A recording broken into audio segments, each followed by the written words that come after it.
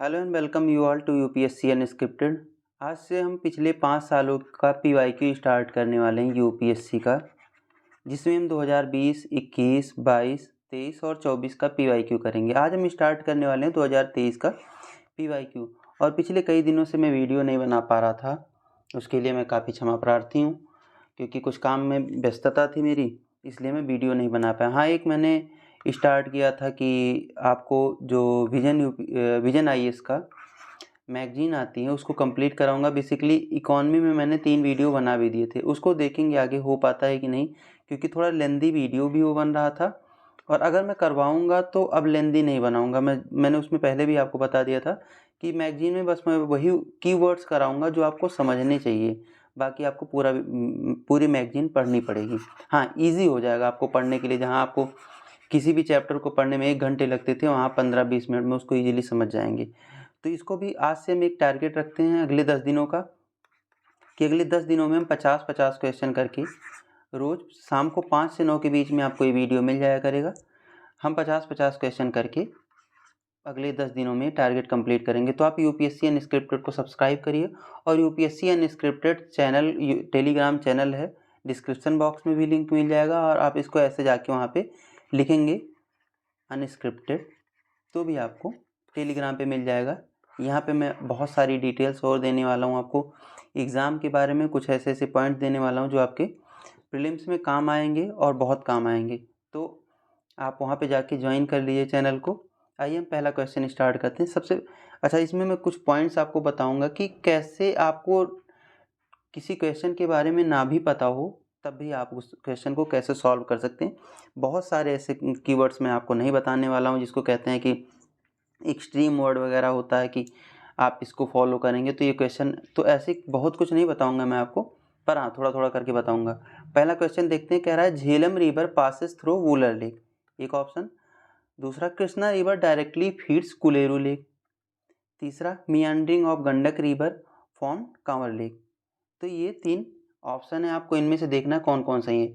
तो सबसे पहले आप देखते हैं Jhelum river passes through Wular lake.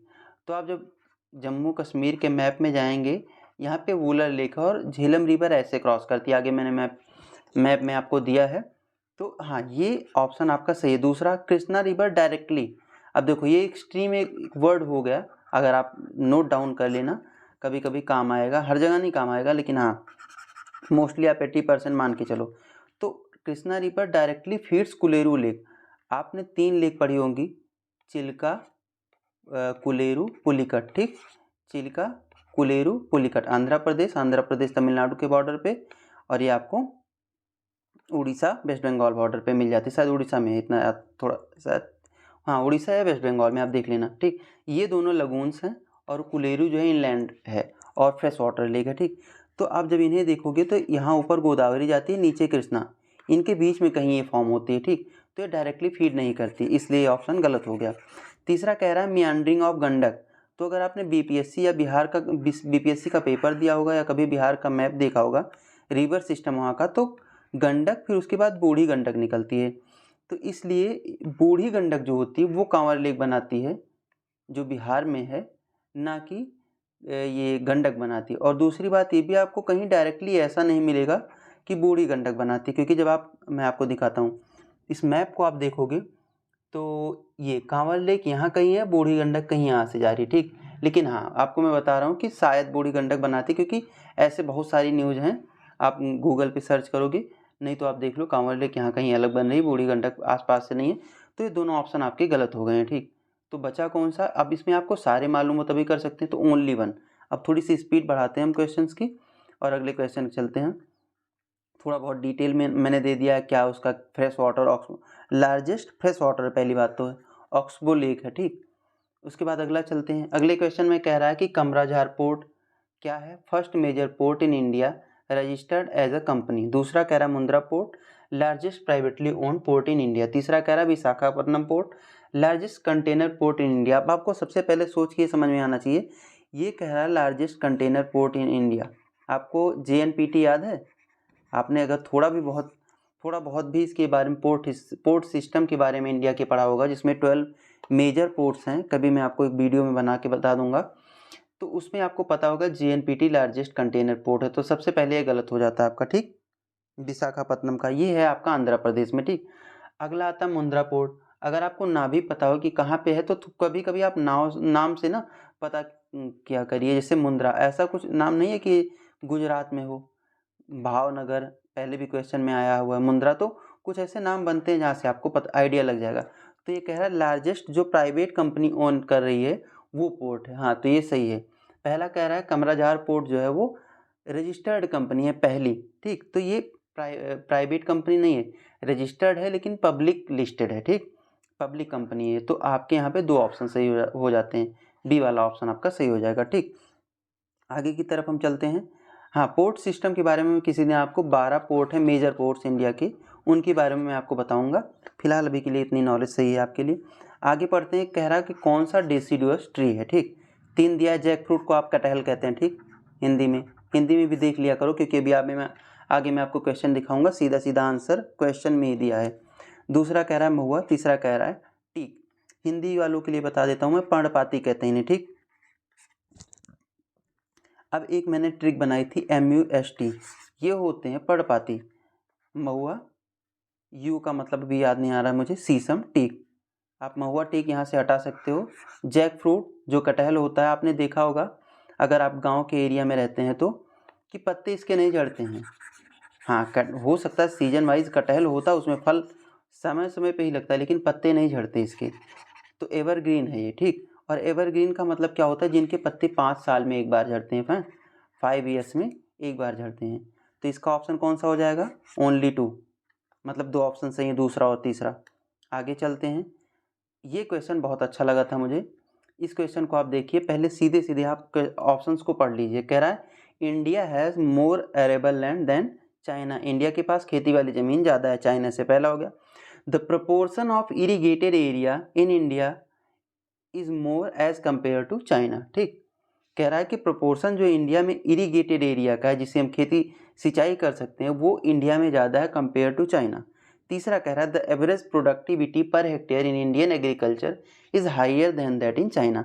सबसे पहले आप तीसरा पकड़ लो। कह रहा है कि इंडिया में प्रोडक्टिविटी पर हेक्टेयर ज़्यादा होती चाइना के कंपैरिजन में। अगर आपने थोड़ी बहुत भी एग्रीकल्चर से रिलेटेड न्यूज़ पढ़ रखी हो तो आपको बहुत इजीली पता होना चाहिए कि यूएस हो गया, चाइना हो गया, जो यूरोपियन नेशंस होते हैं, उनके यहाँ प्रोडक्टिविटी हमारे यहाँ से बहुत ज़्यादा है, ठीक। उनके यहाँ जितना हमारे यहाँ होती है उसका 2 गुना 3 गुना उनके यहाँ होती है, ठीक। तो इसलिए ये तो गलत हो गया है, प्रोडक्टिविटी तो पर हेक्टेयर हमारे यहाँ कम है। हाँ, अब ये दोनों सेम कह रहे हैं। एक तो कह रहा है इंडिया के पास अरेबल लैंड चाइना से ज़्यादा है, और दूसरी तरफ इरीगेटेड एरिया भी ज़्यादा। तो देखो क्या है ना, इरीगेटेड एरिया का ये मतलब नहीं कि कुछ अलग। अगर आप सिंचाई कर सकते हो तो आप खेती भी तो कर सकते हो, ज़मीन पे बंजर तो रहेगी नहीं। अगर आप किसी एरिया को, अगर पथरीली ज़मीन नहीं है वो, तो आप सिंचाई करके खेती कर सकते हो उस पर। तो दोनों में कह रहा है कि इंडिया टॉप पे है, ठीक। अब देखो, पहला कह रहा है कि इंडिया के पास अरेबल लैंड ज़्यादा है, ठीक, और दूसरा कह रहा है प्रोपोर्शन ज़्यादा है। अगर आपने मैप देखा हो तो इंडिया का जो क्षेत्रफल है ना, एरिया है टोटल, वो लगभग उसका 3 गुना है चाइना, ठीक। इंडिया के पास अगर 100 हेक्टेयर ज़मीन है तो चाइना के पास 300 हेक्टेयर में टोटल। मैं एक एग्जांपल दे रहा हूँ आपको, ठीक। अब अगर 100 में आपके पास सपोज करो कि 60 हेक्टेयर खेती वाली ज़मीन है, इनके पास कुछ 90 हेक्टेयर है, ठीक। तो प्रोपोर्शन किसका ज़्यादा हुआ, आपके पास 60% है, इनके पास 300 से डिवाइड करोगे, इनके पास 30% है।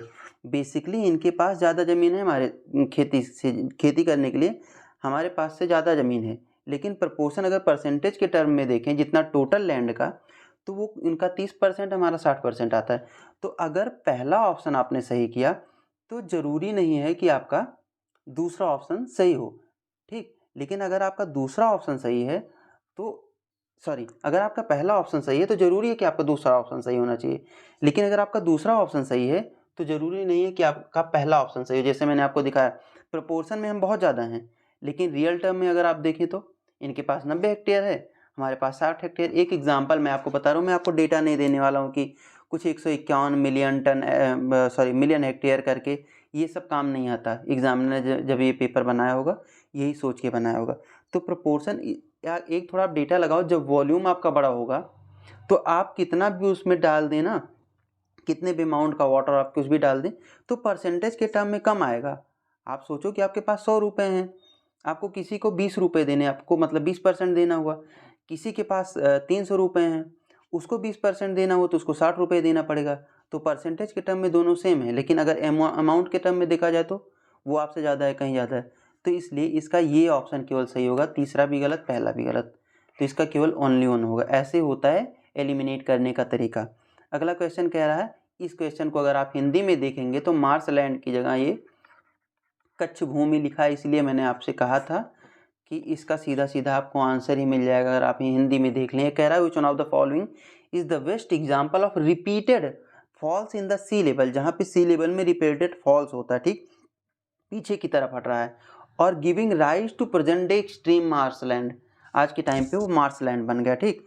मार्शलैंड समझ रहे हैं क्या होता है? जहाँ पे पानी बराबर आता हो जाता हो तो एक लगून सा एरिया क्रिएट हो जाता है, वहाँ की वनस्पति अलग होती है, ठीक। तो वहाँ पे ये सारी चीज़ें अलग हो जाती हैं, ठीक। उसको कहते हैं मार्शलैंड, कच्छ भूमि। तो इसमें ऑप्शन आपको मैंने आंसर पहले ही बता दिया, रन ऑफ कच्छ है, ठीक। इसके बारे में थोड़ा बहुत मैं आपको डिटेल्स दे देता हूँ, एक एक ऑप्शंस, क्योंकि हो सकता है अगले एग्ज़ाम में आपको इनके बारे में पूछ ले, ठीक। तो अगर आप देखें ये सारे स्वयम्स हैं, ठीक। भितरकनिका मैनग्रोव की बात कर रहा है। तो पहली बात तो आप ये देख लें, सेकेंड लार्जेस्ट मैनग्रोव इंडिया का है, ठीक। कहाँ पे है ये? उड़ीसा में है। तो सेकेंड लार्जेस्ट मैनग्रोव हो गया इंडिया का, एक नॉलेज हो गया आपके लिए। दूसरा पॉइंट ये है कि यहाँ पे सॉल्ट वाटर क्रोकोडाइल रहते हैं, एक एक पॉइंट आप नोट करते चलें, सॉल्ट वाटर क्रोकोडाइल रहते हैं। और तीसरा पॉइंट ये है कि ये ब्राह्मणी और बैतरनी जो रिवर है ना, इनके बीच में कहीं बनता है। और यहाँ पे गाहिर माथा सेंचुरी, जहाँ पे ओलिव रिडली टर्टल्स होते हैं ना, ओलिव रिडली टर्टल्स आपने पढ़ा होगा, वहीं पे ये रहते हैं, ठीक। जो ओलिव रिडली टर्टल्स होते हैं गाहिर माथा सेंचुरी में रहते हैं, वो कहाँ पे है? भितरकनिका मैनग्रोव में। कहाँ पे बनी है ये? तो ब्राह्मणी और बैतरनी रिवर पे सॉल्ट वाटर क्रोकोडाइल यहाँ पे रहते हैं। और अगली बात ये है कि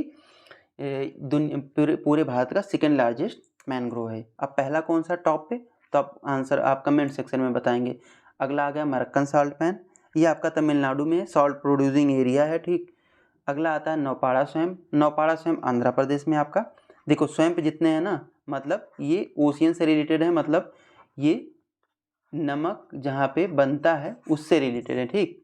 तो यहाँ सब जितने चारों ऑप्शन है यहाँ सब पे ये सॉल्ट प्रोड्यूसिंग एरियाज हैं, ठीक। और नौपाड़ा स्वयं जो है कि उसको कहते हैं कि इंडिया में नमक का कटोरा, सॉल्ट पैन ऑफ इंडिया, ठीक, सॉल्ट बाउल ऑफ इंडिया उसको कहते हैं। आंध्र प्रदेश में है, तो वहाँ पे सबसे ज़्यादा नमक किसी में पैदा होता है। रन ऑफ कच्छ में भी वही होता है, सॉल्ट प्रोडक्शन का एरिया है ये।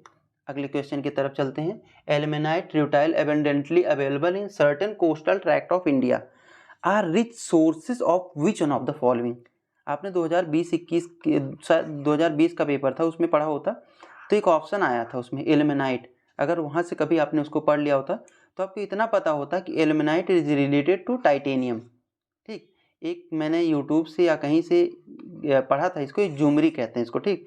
जो मेजर मिनरल्स है ना इंडिया में, उनमें कुछ 30-31 होते हैं, लेकिन आप सारा पढ़ पाओ तो मुश्किल है। जे फॉर जिरकॉन होता है, ठीक। U for uranium, M for monazite, question पूछा यूपीएससी ने 2022 में। R for rutile, I for ilmenite, ठीक। तो आपको इन पांचों के बारे में नॉलेज होनी चाहिए। बेसिकली मेजर मिनरल्स और कई हैं, साथ में एल्यूमिनियम के बारे में थोड़ा बहुत आप पढ़ लें, कॉपर के बारे में, आयरन के बारे में पढ़ लें आप थोड़ा सा, और टाइटेनियम के बारे में मैंने बता ही दिया। एल्यूमिनाइट और यूटाइल जो है ये टाइटेनियम से रिलेटेड हैं, अगर ये PYQ में आया, इसीलिए मैं आपको एक एक ऑप्शन पढ़ा रहा हूँ जिससे आपको ये पता रहे। और टाइटेनियम इंडिया में कहाँ पे सबसे ज़्यादा होता है? तो दो एरिया जैसे हैं, गुजरात और उड़ीसा, जहाँ पे पूरे दुनिया का लगभग 11% टाइटेनियम डिपॉजिट है। अब आपको ये काम करना है कि टाइटेनियम यूज किस लिए होता है।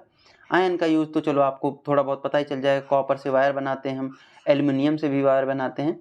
तो ये थोड़ा थोड़ा नॉलेज आपको रखना बहुत ज़रूरी है हर एक चीज़ के बारे में, ठीक। तो आप थोड़ा थोड़ा इसको पढ़ते रहें। बाकी मैंने आपको बता ही दिया, मोनाजाइट पे क्वेश्चन पहले भी आया है, केरला के कोस्टल रीजन में पाया जाता है, और बाकी ये उड़ीसा और गुजरात के कोस्टल रीजन में मैंने आपको टाइटेनियम बता दिया। अगले क्वेश्चन की तरफ बढ़ते हैं, थोड़ी सी स्पीड बढ़ाते हुए। हाँ, कह रहा है आपको क्वेश्चन एक बार बहुत ढंग से पढ़ना होगा, एक ही बार में। कैसे पढ़ेंगे आप? अबाउट 3/4 ऑफ वर्ल्ड कोबाल्ट 3/4 दुनिया का cobalt, a metal required for manufacturing of batteries for electric motor vehicles, जो यूज किया जाता है मोटर व्हीकल की बैटरीज बनाने के लिए, प्रोड्यूस्ड बाय, मतलब 3/4 जो कोबाल्ट है, कोबाल्ट वो चीज़ जिसको यूज करते हैं हम इलेक्ट्रिक मोटर की बैटरी बनाने में, 3/4 कौन सी जगह पे पैदा होता है, तो ठीक, मतलब सॉरी, प्रोडक्शन कहाँ पे होता है उसका, ठीक, माइनिंग कहाँ पे होती है, तो दो होता है, एक रिजर्व होता है और एक होता है प्रोडक्शन, ठीक।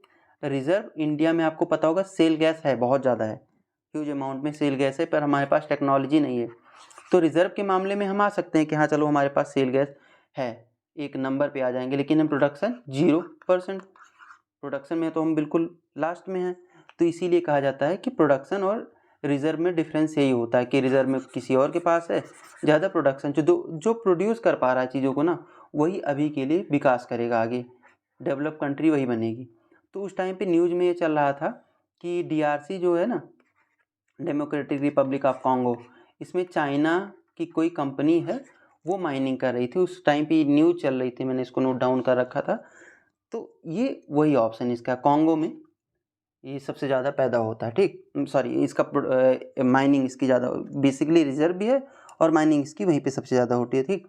अगर बाकी ऑप्शंस की बात कर लेते हैं, कजाकिस्तान किस में है, तो कजाकिस्तान यूरेनियम में है, ठीक। अब यूरेनियम के बारे में थोड़ा बहुत बता देता हूँ कि रिजर्व कहाँ पे है और प्रोडक्शन कहाँ पे होता है। तो रिजर्व के मामले में अगर आप देखेंगे तो रिजर्व तो ऑस्ट्रेलिया में है टॉप पे, ठीक, रिजर्व ऑस्ट्रेलिया में सबसे ज़्यादा है, ऑस्ट्रेलिया, फिर कजाकिस्तान, फिर कनाडा आता है, ठीक आपका। और अगर आप देखेंगे प्रोडक्शन में तो आपको कजाकिस्तान आएगा, फिर आपको आएगा कनाडा, फिर ऑस्ट्रेलिया आएगा, ठीक। सोचो यहाँ पे तीसरे नंबर पे रिजर्व में ऑस्ट्रेलिया टॉप पे है, लेकिन प्रोडक्शन कर नहीं पा रहा है, इसलिए टॉप 3 में आता है, ठीक, तीसरे नंबर पे आता है। और एक तो आपको खुद बताना पड़ेगा कि अर्जेंटीना किससे रिलेटेड है, आपको पता होगा ABC ट्राइंगल एक होता है, ABC ट्राइंगल किससे रिलेटेड है, आप कमेंट बॉक्स में बताएंगे।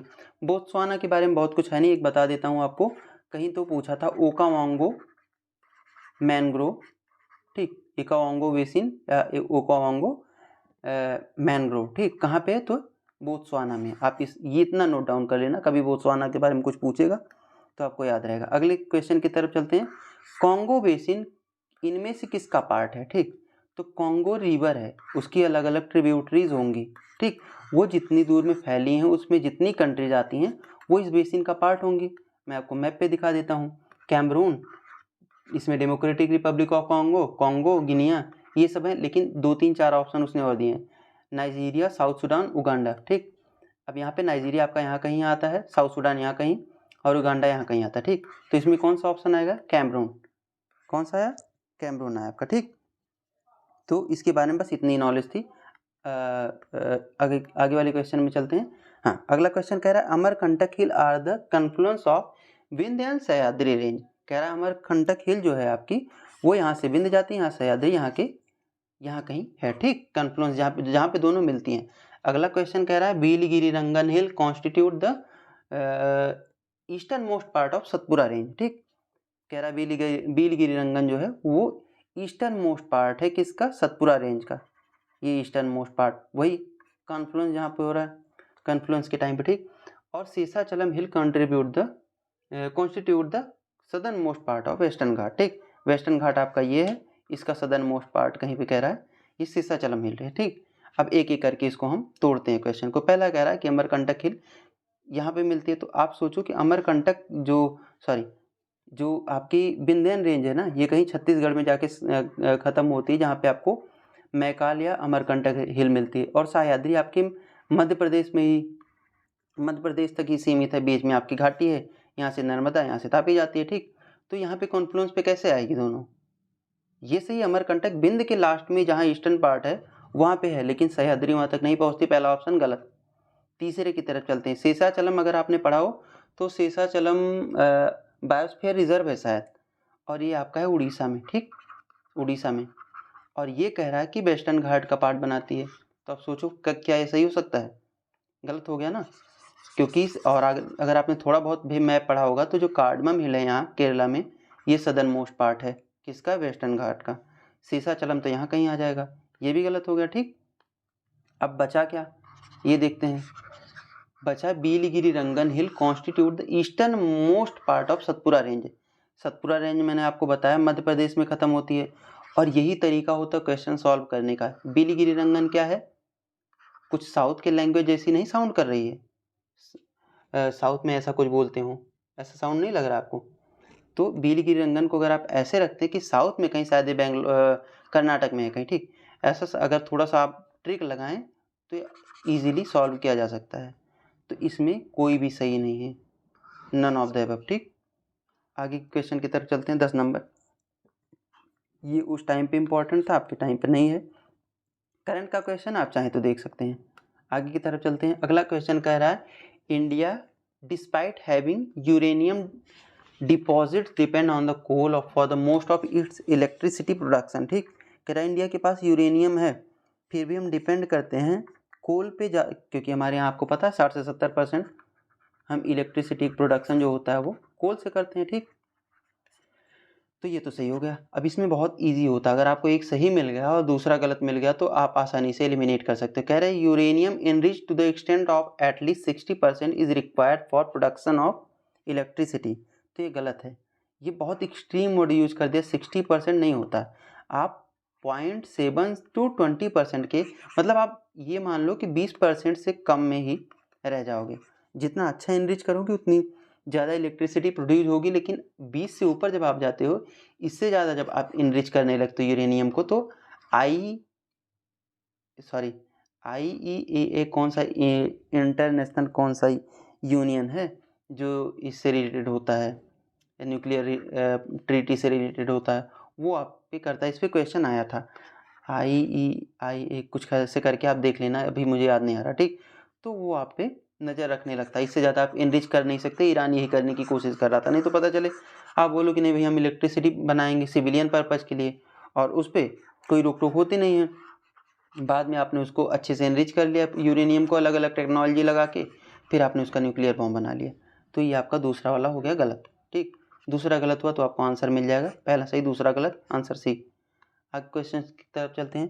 कह रहा है मार्सुपियल, सबसे पहले मार्सुपियल क्या होते हैं मैं आपको बता देता हूँ। कंगारू, ठीक, कंगारू, तो कंगारू आपको पता होगा किसको कहते हैं, जब आप क्रिकेट देखते हैं तो हम कंगारू कहते हैं ऑस्ट्रेलियन को। तो marsupials are not naturally found in India, तो ऐसा हो सकता है, बिल्कुल हो सकता है। दूसरा कह रहा है marsupial can thrive only in mountain grassland with no predator.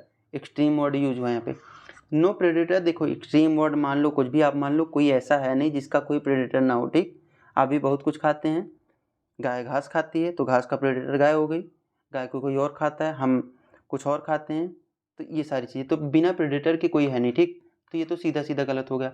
आपको पहला आता हो ना आता हो, दूसरा आपने गलत किया, आपको आंसर मिल जाएगा। आंसर ढूंढने का काम अब आपका है इस क्वेश्चन में। आगे की तरफ चलते हैं। कह रहा है इन्वेजिव स्पीसीज जो होती है ना, उसका specialist group that develops global invasive species database belong to which one of the following organisations. बहुत ईजी क्वेश्चन था ये, लेकिन इतना देखने के बाद आप थोड़ा सा सोच में पड़ जाते हैं क्या ये सही है कि गलत है। इसको कहते हैं IUCN। ठीक, आपने पढ़ा होगा IUCN इंडेंजर्ड लिस्ट वगैरह बनाती रहती है, जो स्पीसीज़ होती हैं उनकी अलग अलग हो, क्रिटिकली इंडेंजर्ड और वल्नरेबल, ठीक, नियर थ्रेटन, तो ये सब बनाती रहती है। तो इस किसका काम है, IUCN का। इसमें ज़्यादा सोचना, इसलिए मैं डायरेक्ट बोल रहा हूँ, ज़्यादा सोचोगे काम बिगड़ जाएगा। ठीक, ये आपका UNEP हो गया, 1992 में बना था, United Nations world commission for environment and development. ये कुछ नया लग रहा होगा आपको, जानते हो क्या कहते हैं इसको, ब्रंटलैंड कमीशन। ठीक, ये आपका बना था 1983 में। इसने ब्रंटलैंड रिपोर्ट जो दी थी वो 1987 में दी थी, और उसका जो थीम था आवर कॉमन फ्यूचर। ठीक, आवर कॉमन फ्यूचर इसका ये थीम था। तो तीसरा ऑप्शन आपका जो दिया है उसको हम ब्रंटलैंड कमीशन कहते हैं। चौथा ऑप्शन आपका world wide fund for nature हो गया, 1961 में ये बना था, और ये स्विट्जरलैंड का ये NGO है। ठीक, तो इसका काम क्या है, ये स्पीसीज के प्रोटेक्शन से रिलेटेड काम करना। ठीक, अगले क्वेश्चन की तरफ चलते हैं। कह रहा है कि आफ्टर सनसेट कौन कौन से हैं जो काम करते हैं। ठीक, नॉक्टर्नल हैं, जो निश्चर हैं, रात में काम करते हैं, रात में जिन्हें दिखाई देता है, प्रे करते हैं, बाकी सारी चीज़ें करते हैं। तो अगर आपने देखा हो, पहले तो आप आइडेंटिफाई करना सीखो। एप, मकॉक, ये सब जो कुछ होता है ना, ये बंदर की प्रजातियाँ होती हैं, ठीक। तो आपने अगर कभी सुना हो कि बंदर रात में नहीं देखता है। लायन टेल्ड का मतलब होता है कि लायन के तरीके, ठीक। जैसे लायन की पूँछ होती है शेर की, वैसे ही मकॉक की पूँछ होती है। तो लायन टेल्ड मकॉक ऐसा कुछ है, साउंड कर रहा है। तो क्योंकि ये बंदर है, रात में नहीं दिखेगा। आप एलिमिनेट करो, आपको कुछ नॉलेज नहीं है, इतना केवल आप एलिमिनेट कर सकते हो अगर आपने कभी सुना हो, क्योंकि गाँवों के एरिया में तो इसको कहते रहते हैं, ठीक। अगला कह रहा है सांबर डियर। सांबर डियर सांबर के एरिया में जो पाया जाता है वो हिरन, ठीक। रात में दिखता है, नहीं दिखता है, पता नहीं, ठीक। अब इसे अभी छोड़ दो। मालाबारी सिवेट के बारे में आपको पता है? पता है तो ठीक है, नहीं पता है तो कोई बात नहीं, ठीक। अब आपको एक ऑप्शन तो ये आपका गलत हो गया। अब आपको बाकी दो देखने हैं। सिवेट पता है क्या होती है? ये भी एक टाइप की बिल्ली है। तो ये क्या करती है? हाँ, तो सिवेट जो है वो पहली बात तो क्रिटिकली इंडेंजर्ड की कैटेगरी में आती है, वेस्टर्न घाट रीजन में मिलती है, और ये नॉक्टर्नल है, ठीक। आपको इजीली मिल जाएगा कहीं पे भी। और मालाबारी सिवेट पे क्वेश्चन पहले भी आए हुए हैं, एज ऑप्शन में भी दिया होगा। लेकिन हाँ, मैंने पढ़ा था इसको, बार बार पढ़ा था। किस पे? आप जब शंकर IAS की नोटबुक पढ़ते हैं, जो उनकी बुक आती है वो सब पढ़ते हैं, तो उन सब में आपको मिल जाता है, ठीक। अलग अलग स्पीसीज मिलती हैं। कभी कभी आपका मन करे गूगल करके उनकी फ़ोटो देख लिया करिए, थोड़ा बहुत नॉलेज हो जाएगा। तो क्या क्या है ये? एक तो क्रिटिकली इंडेंजर्ड, वेस्टर्न घाट में मिलती है, और दूसरा नॉक्टर्नल है। समर डियर आपका ये इंडिया और साउथ ईस्ट एशियन रीजन में मिलता है, ठीक। मतलब नेटिव है इंडिया का ये, और साउथ ईस्ट एशियन रीजन में मिलता है। तो आपको इजीली पता होना चाहिए। डियर है, ये दिन में ही देखेगा, रात में नहीं देखेगा, ठीक। तो ओनली वन इसका ऑप्शन हो गया। आगे क्वेश्चन की तरफ चलते हैं। अगला क्वेश्चन कह रहा है which one of the following organism perform waggle dance for others of their kin to indicate the direction and the distance to a source of their food. Food के लिए वैगल डांस करते हैं, जिससे और जो उनके साथ वाले हैं वो अट्रैक्ट होकर उसी साइड आ जाएं। ज़्यादा नॉलेज ना हो, आपने कभी भी देखा हो कि जो मधुमक्खी होती है उड़ती रहती है, साथ में उड़ती है, एक आवाज़ आती है। ऑप्शन आंसर मारिए इसका, ठीक, क्योंकि यही आंसर इसका सही है। बटरफ्लाई आपने देखा ही होगा, ऐसा कुछ है नहीं कि झुंड में चलती हैं। और ये सीधा सीधा आपको दिखा रहा है कि टू देयर किन, मतलब ये बता रहा है कि टुगेदर रहते हैं, मतलब एक ग्रुप की बात कर रहा है। बटरफ्लाई आपने कभी देखा हो, कभी झुंड में नहीं रहती हैं। ड्रैगन फ्लाई कभी झुंड में नहीं रहती हैं। वेस्प जो बर रहे होती है, लाल कलर की और पीले कलर की, कभी झुंड में नहीं होती हैं, ठीक। हाँ, आम वगैरह है तो उस पर आके एक साथ में बैठती हैं, लेकिन एक साथ उड़ती नहीं हैं। और जो वोगल डांस होता है, बहुत देखो, बहुत डेल्व डाउन करोगे ना क्वेश्चन को, फंस जाओगे। सीधा क्वेश्चन पढ़ो, आपके दिमाग में आंसर आया, लगा दो। आपको पता होता तो सीधा आपने लगा दिया होता। आपको नहीं पता है, आपके दिमाग में आ रहा है हनी भी मारना चाहिए, मार दो। क्योंकि इससे ज़्यादा आप ज़्यादा घूमोगे तो क्वेश्चन गलत हो जाएगा। सिंपल सा ही इसका तरीका होता है। एग्जामिनर यही सोच के साथ इसको बनाता है कि ये इजी है, लेकिन सामने वाला गलत कर देगा। इस क्वेश्चन में कुछ खास नहीं है, ठीक। मैं आपको ट्रिक बताता हूँ, जहाँ पे आपको सम और कैन भी मिल जाए ना, वो 100% सही होगा। कैसे? मान लो कि कुछ 20 लोग थे। अब किसी ने आके कहा कि कुछ लड़के, तो हो सकता है उसमें कुछ लड़के की बात की उसने, कुछ लड़कियां भी हो। ऐसा तो नहीं सारी लड़कियां हैं, लेकिन कुछ लड़के थे। हो सकता है 20 लड़कियां रही हो, तब गलत हो सकता है, लेकिन कुछ लड़के हो सकते हैं, सम कैन बी। तो इसमें अभी खुद वो श्योर नहीं है कि हो सकते हैं कि नहीं हो सकते हैं। तो इसमें हाई प्रोबेबिलिटी होती है कि हाँ सही है। तो ऐसे जब आपको सम आ जाए, कैन भी आ जाए ना, ये वर्ड इंडिकेटिव होते हैं कि ये ऑप्शन सही होगा। पहला कह रहा है सम मशरूम्स हैव मेडिसिनल प्रॉपर्टीज। अब कैसे एग्जामिनर बोलेगा कि किसी मशरूम की मेडिसिनल प्रॉपर्टी नहीं होती है? या तो पहले जाओ साइंटिस्ट से बोलो, चेक करो, इसको फैक्ट निकालो, फिर बताओ मुझे। अगला ऑप्शन कह रहा है सम मशरूम्स हैव साइकोएक्टिव प्रॉपर्टीज। तीसरा कह रहा है सम मशरूम्स हैव इंसेक्टाइडल प्रॉपर्टीज। चौथा कह रहा है सम मशरूम्स हैव बायोल्यूमिनेसेंट प्रॉपर्टीज।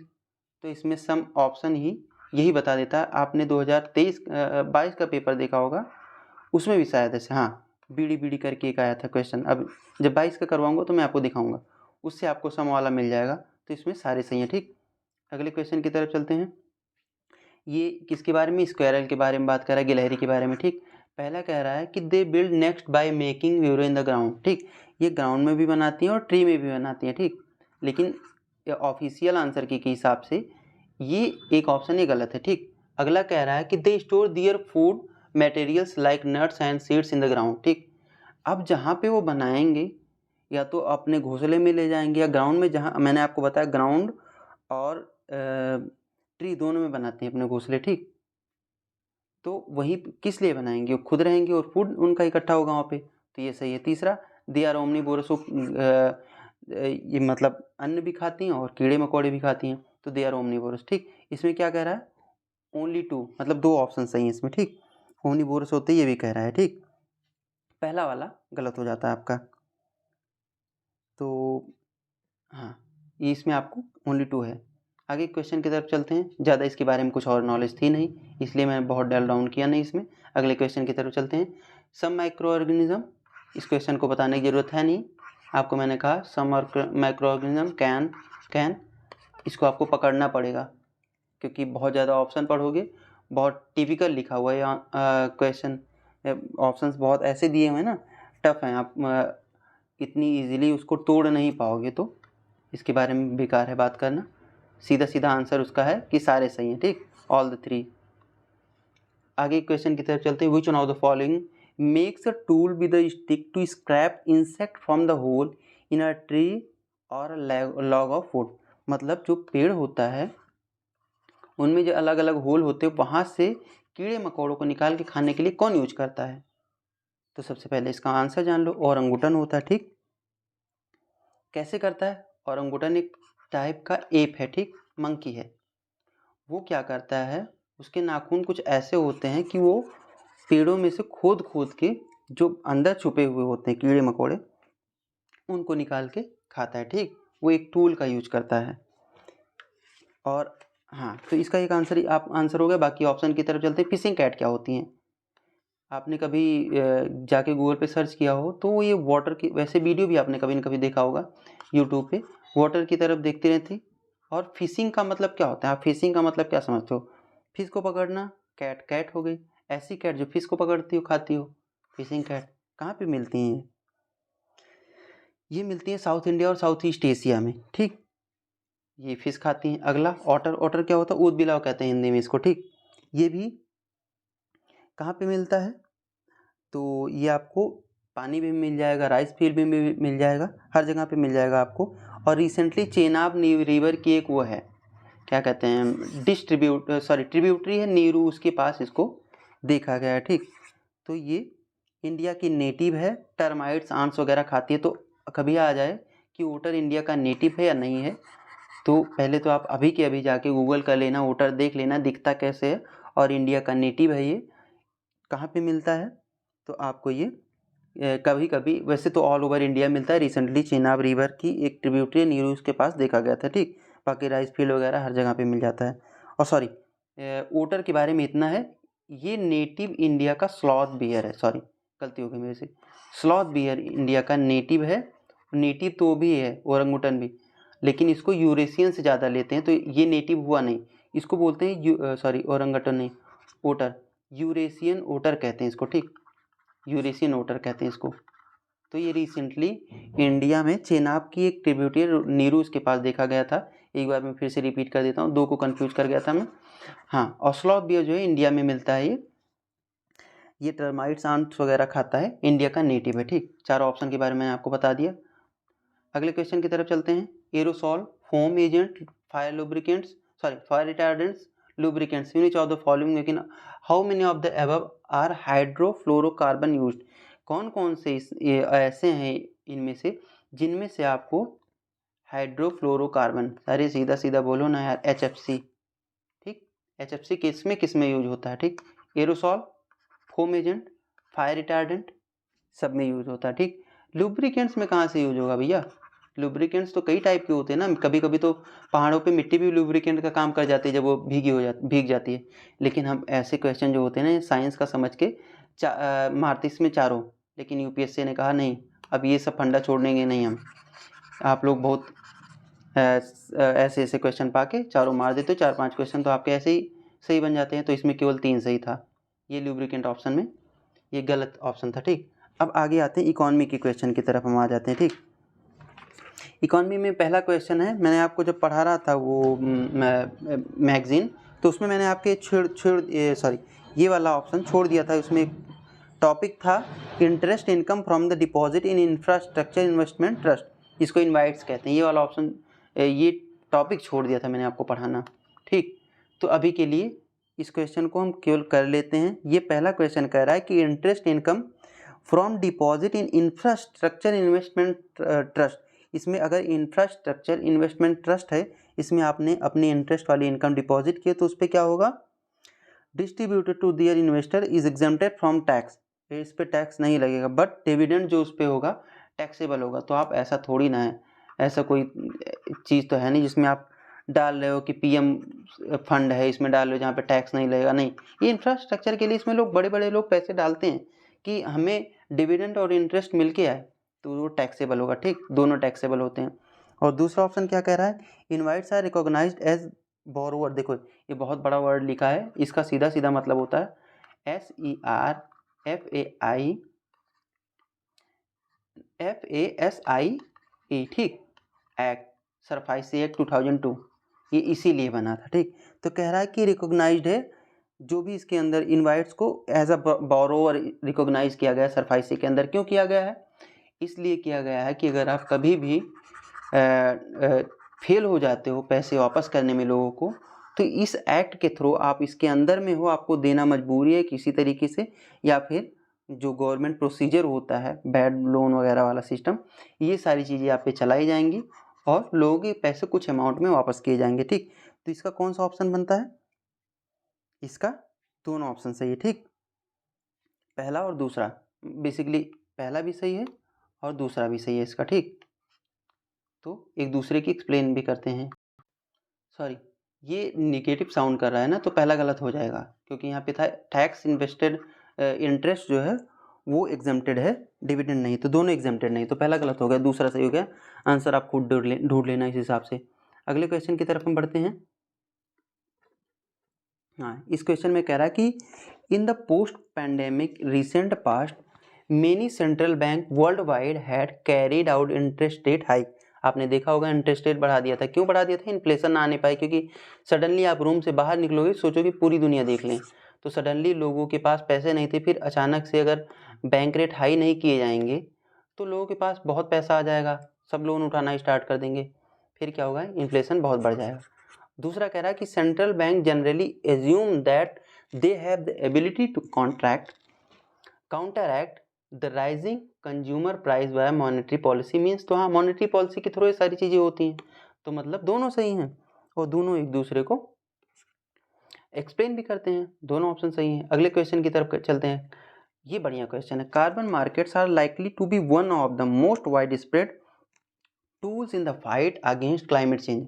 बहुत बार पढ़ा होगा आपने शंकर आईएएस में और करंट में, तो पहला सही है, सोचने की बात नहीं। दूसरा कह रहा carbon markets transfer resources from the private sector to the state. ये थोड़ा सा लग रहा है ऐसा सोचने लायक, लेकिन सोचो जब कार्बन मार्केट का मतलब क्या हुआ, आपने कार्बन ज़्यादा प्रोड्यूस किया, ठीक, आपके यहाँ से कार्बन इमिशन ज़्यादा हो रहा है, इंडिया क्या करता है, इंडिया कार्बन इमिशन कम करता है और फॉरेन कंट्री जो होती हैं जो ज़्यादा कार्बन इमिशन करती हैं उनसे कार्बन क्रेडिट लेता है, हमें कार्बन क्रेडिट मिलता है, हम उसको उन्हें सेल कर देते, वो उसका हमें पैसा मिल जाता है, यही तो है। तो इससे क्या होगा, जब आप कार्बन इमिशन ज़्यादा करोगे तो उससे प्राइवेट कंपनीज गवर्नमेंट को क्या करेंगी, पैसे देंगी। तो वही तो कह रहा है कि रिसोर्स जो है प्राइवेट सेक्टर का गवर्नमेंट को मिल जाता है, इससे गवर्नमेंट क्या करती है, टेक्नोलॉजी वगैरह बाहर से एक्वायर करती है। तो रिसोर्स का एक ही मतलब नहीं होता कि आपको कुछ ऐसा फिजिकल टाइप का रिसोर्स ही मिल जाए कि टेक्नोलॉजी वगैरह किसी प्राइवेट कंपनी, अगर उसके पास होता ही ऐसा कुछ तो स्टेट को क्यों देती है, वो खुद की चीज़ें नहीं कम कर लेती, इमिशन कम करो हमें खुद कार्बन क्रेडिट मिलेगा, तो पैसे का रिसोर्स वो ट्रांसफ़र करती है जिससे गवर्नमेंट अपने बजट में उसको डाल देती है और बाकी चीज़ करती है। अगले क्वेश्चन की तरफ चलते हैं, इसका तो कोई ऑप्शन नहीं बनता, बहुत कई बार क्वेश्चन आया हुआ है। ये कह रहा है which of the following activities of the Reserve Bank of India is consider to be part of sterilisation. Sterilisation का सिंपल सा मतलब होता है कि जो एक्सटर्नल शॉक्स होते हैं ना, उन्हें कवर करना। कैसे? OMO के थ्रू, ठीक, ओपन मार्केट ऑपरेशन करके। जब आपको लग रहा है कि मार्केट में लिक्विडिटी बहुत ज़्यादा है तो आप बॉन्ड निकाल के पैसे बॉन्ड निकालो, उनसे पैसे वापस ले लो। और जब आपको लग रहा है कि लिक्विडिटी कम है, हमारे रूपी जो है एप्रिसिएट कर रहा है, एप्रिसिएट करना है अभी हमें, डिप्रिसिएट कर रहा है, तो आप क्या करते हो कि बॉन्ड निकाल के पैसे वापस ले लेते हो अपने पास, जिससे उसका सर्कुलेशन कम हो जाता है। और दूसरा ऑप्शन है लिक्विडिटी बढ़ाना है तो आप बॉन्ड बेच के और हाँ, आप मतलब बॉन्ड सेल करके पैसे में वापस दे देते हो, ठीक। तो ये सिस्टम है, उनसे बॉन्ड लेके पैसे दे देते हो। तो इसमें आप ऑप्शन देख लो क्या सही हो सकता है, कौन सा है? पहला ही ऑप्शन है। अगले क्वेश्चन की तरफ चलते हैं। How many of the above are included in capital market? बहुत अच्छा क्वेश्चन है। गवर्नमेंट का बॉन्ड मार्केट सही है। कॉल मनी और ट्रेजरी आपने पढ़ा होगा, ये मनी मार्केट के हैं। स्टॉक मार्केट, कॉल मार्केट का ओनली 2। अगले क्वेश्चन की तरफ चलते हैं। देखो, जिस क्वेश्चन में टाइम नहीं लगाना उसमें नहीं लगाऊंगा, क्योंकि बाकी एक्सप्लेन भी करना और टाइम भी ज़्यादा नहीं देना है, ठीक। अगले क्वेश्चन की तरफ चलते हैं। अगला क्वेश्चन क्या कह रहा है? अगले क्वेश्चन में है कि स्मॉल फार्मर लार्ज फील्ड, ये कॉन्सेप्ट कौन सा सही बैठ रहा है, जिसमें सारा बताया गया लेकिन बेस्ट डिस्क्राइब कौन करता है, ठीक। तो सबसे पहले पहला वाला देखते हैं। कह रहा है resettlement of large number of people uprooted from their countries due to war by giving them a large cultivable land which they cultivate collectively and share the produce। एक तो पहले कह रहा है कि वॉर में भाग के आए हुए लोग हैं उनको लार्ज कल्टीवेटर। अरे सोच लो कि हम खुद कहते हैं कि हमारे यहाँ 99% या 97% जो पॉपुलेशन है वो स्मॉल फार्मर्स हैं और उनको लार्ज कल्टीवेटर लैंड दे देंगे हम। तो पहला तो वैसे गलत हो गया। इसका मतलब ये हो गया कि हम दूसरों पे कुछ ज़्यादा दया कर रहे हैं, अपने लोगों पे नहीं। अगले क्वेश्चन की तरफ ऑप्शन की तरफ चलते हैं। दूसरा कह रहा है कि many marginal farmers in an area organise themselves into groups and synchronise and harmonise selected agriculture operations. मतलब वो खुद एक साथ मिल करके अपना अपना सामान एक साथ ले आते हैं, किसी के पास ट्रैक्टर है, ट्रॉली, बाकी चीज़ें हैं, और फिर कहते हैं कि एक साथ मिल के हम ये खेती बाड़ी वगैरह करते हैं, ठीक। तो उनका क्या होता है, स्मॉल फार्मर्स हैं, छोटे छोटे फील्ड हैं उनके पास, लेकिन कुल मिला के लार्ज फील्ड हो गई और सबके पास एक एक कुछ ना कुछ इंस्ट्रूमेंट्स वगैरह हैं जिसका यूज करके वो फील्ड पे खेती करते हैं। थोड़ा सा लॉजिकल लग रहा है। आगे तीसरा वाला देखते हैं। Many marginal farmer in an area together make an contract with a corporate body and surrender their land to the corporate body for a fixed term for which the corporate body makes a payment of agreed amount to the farmer. वो 3 act आए थे कि नहीं, जिसके लिए हमारे PM साहब ने माफ़ी मांगी थी और वापस कर लिया था। तो उसी से समझ लो आप, कोई कॉन्ट्रैक्ट पे देगा अपना लैंड, वो भी लार्ज फील्ड सारे इकट्ठे होके, ये तो गलत हो गया। चौथे की तरफ चलते हैं। A company extend loan technical knowledge and material inputs to the number of small farmers in an area so they produce the agriculture commodity required by the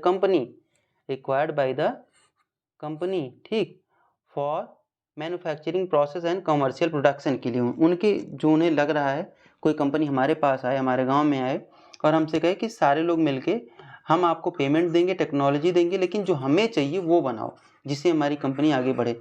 अब ये बताओ, पहले तुम अपने लिए खेती करोगे। एक तो स्मॉल फार्मर्स हैं सब, सबसे पहले उनके लिए जो सस्टेनेंस के लिए जो फार्मिंग होती है ना, वो करनी पड़ेगी, अपनी फैमिली के लिए फार्मिंग करनी पड़ेगी ना। अब लैंड थोड़ा थोड़ा सबके पास और काम तुम्हारा करें कि नहीं, तुम कंपनी हो हमें पैसे दे रही हो, उन्हें फिर भी तो खरीदना पड़ेगा। वही जो खेती करके वो पैदा किए हैं, पैदावार किए हैं ना, वो तो खुद खाएंगे नहीं क्योंकि कंपनी के लिए है। तो फिर बाहर मार्केट में जाके वही सारी चीज़ें जो अपनी खेती में पैदा कर रहे थे वो बाहर मार्केट से महंगे प्राइसेस पे खरीदेंगे, उसका कोई फ़ायदा होगा नहीं। तो मोस्ट सुटेबल जो लग रहा है दूसरा लग रहा है, ठीक, इसका आंसर। अगले क्वेश्चन की तरफ चलते हैं। The government of India provides minimum support price for niger seeds. Niger seeds का मतलब पता है क्या होता है? अलसी। अगर आप गांव के हो तो समझ जाओगे अभी। Niger seed is cultivated as a kharif crop, ठीक। तीसरा कह रहा है some tribal people in India use niger seed oil for cooking. Some, तीसरा सही। अब अलसी आपको अगर पता हो, अगर गाँव के होगे ना, ये तालाब वालाब के आसपास होती है, मतलब इसको पानी चाहिए, पानी चाहिए, मतलब खरीफ क्रॉप है, ठीक। हो सकता है यहाँ कहीं इसकी खेती बहुत अच्छी होती हो, ठीक। मैं अपने आसपास का बता रहा हूँ, हम लोग गांव में रहते हैं, दिल्ली में भी रहते हैं, ऐसा नहीं लेकिन गांव से हैं तो इसलिए बता रहे हैं कि हाँ अलसी की खेती नहीं, वो खुद ही हो जाता था तालाब के आसपास। तो इससे मैं आपको बता रहा हूँ कि हाँ इसको पानी चाहिए, ठीक, और वो जितना टेम्परेचर वगैरह होता है वो भी चाहिए, ठीक।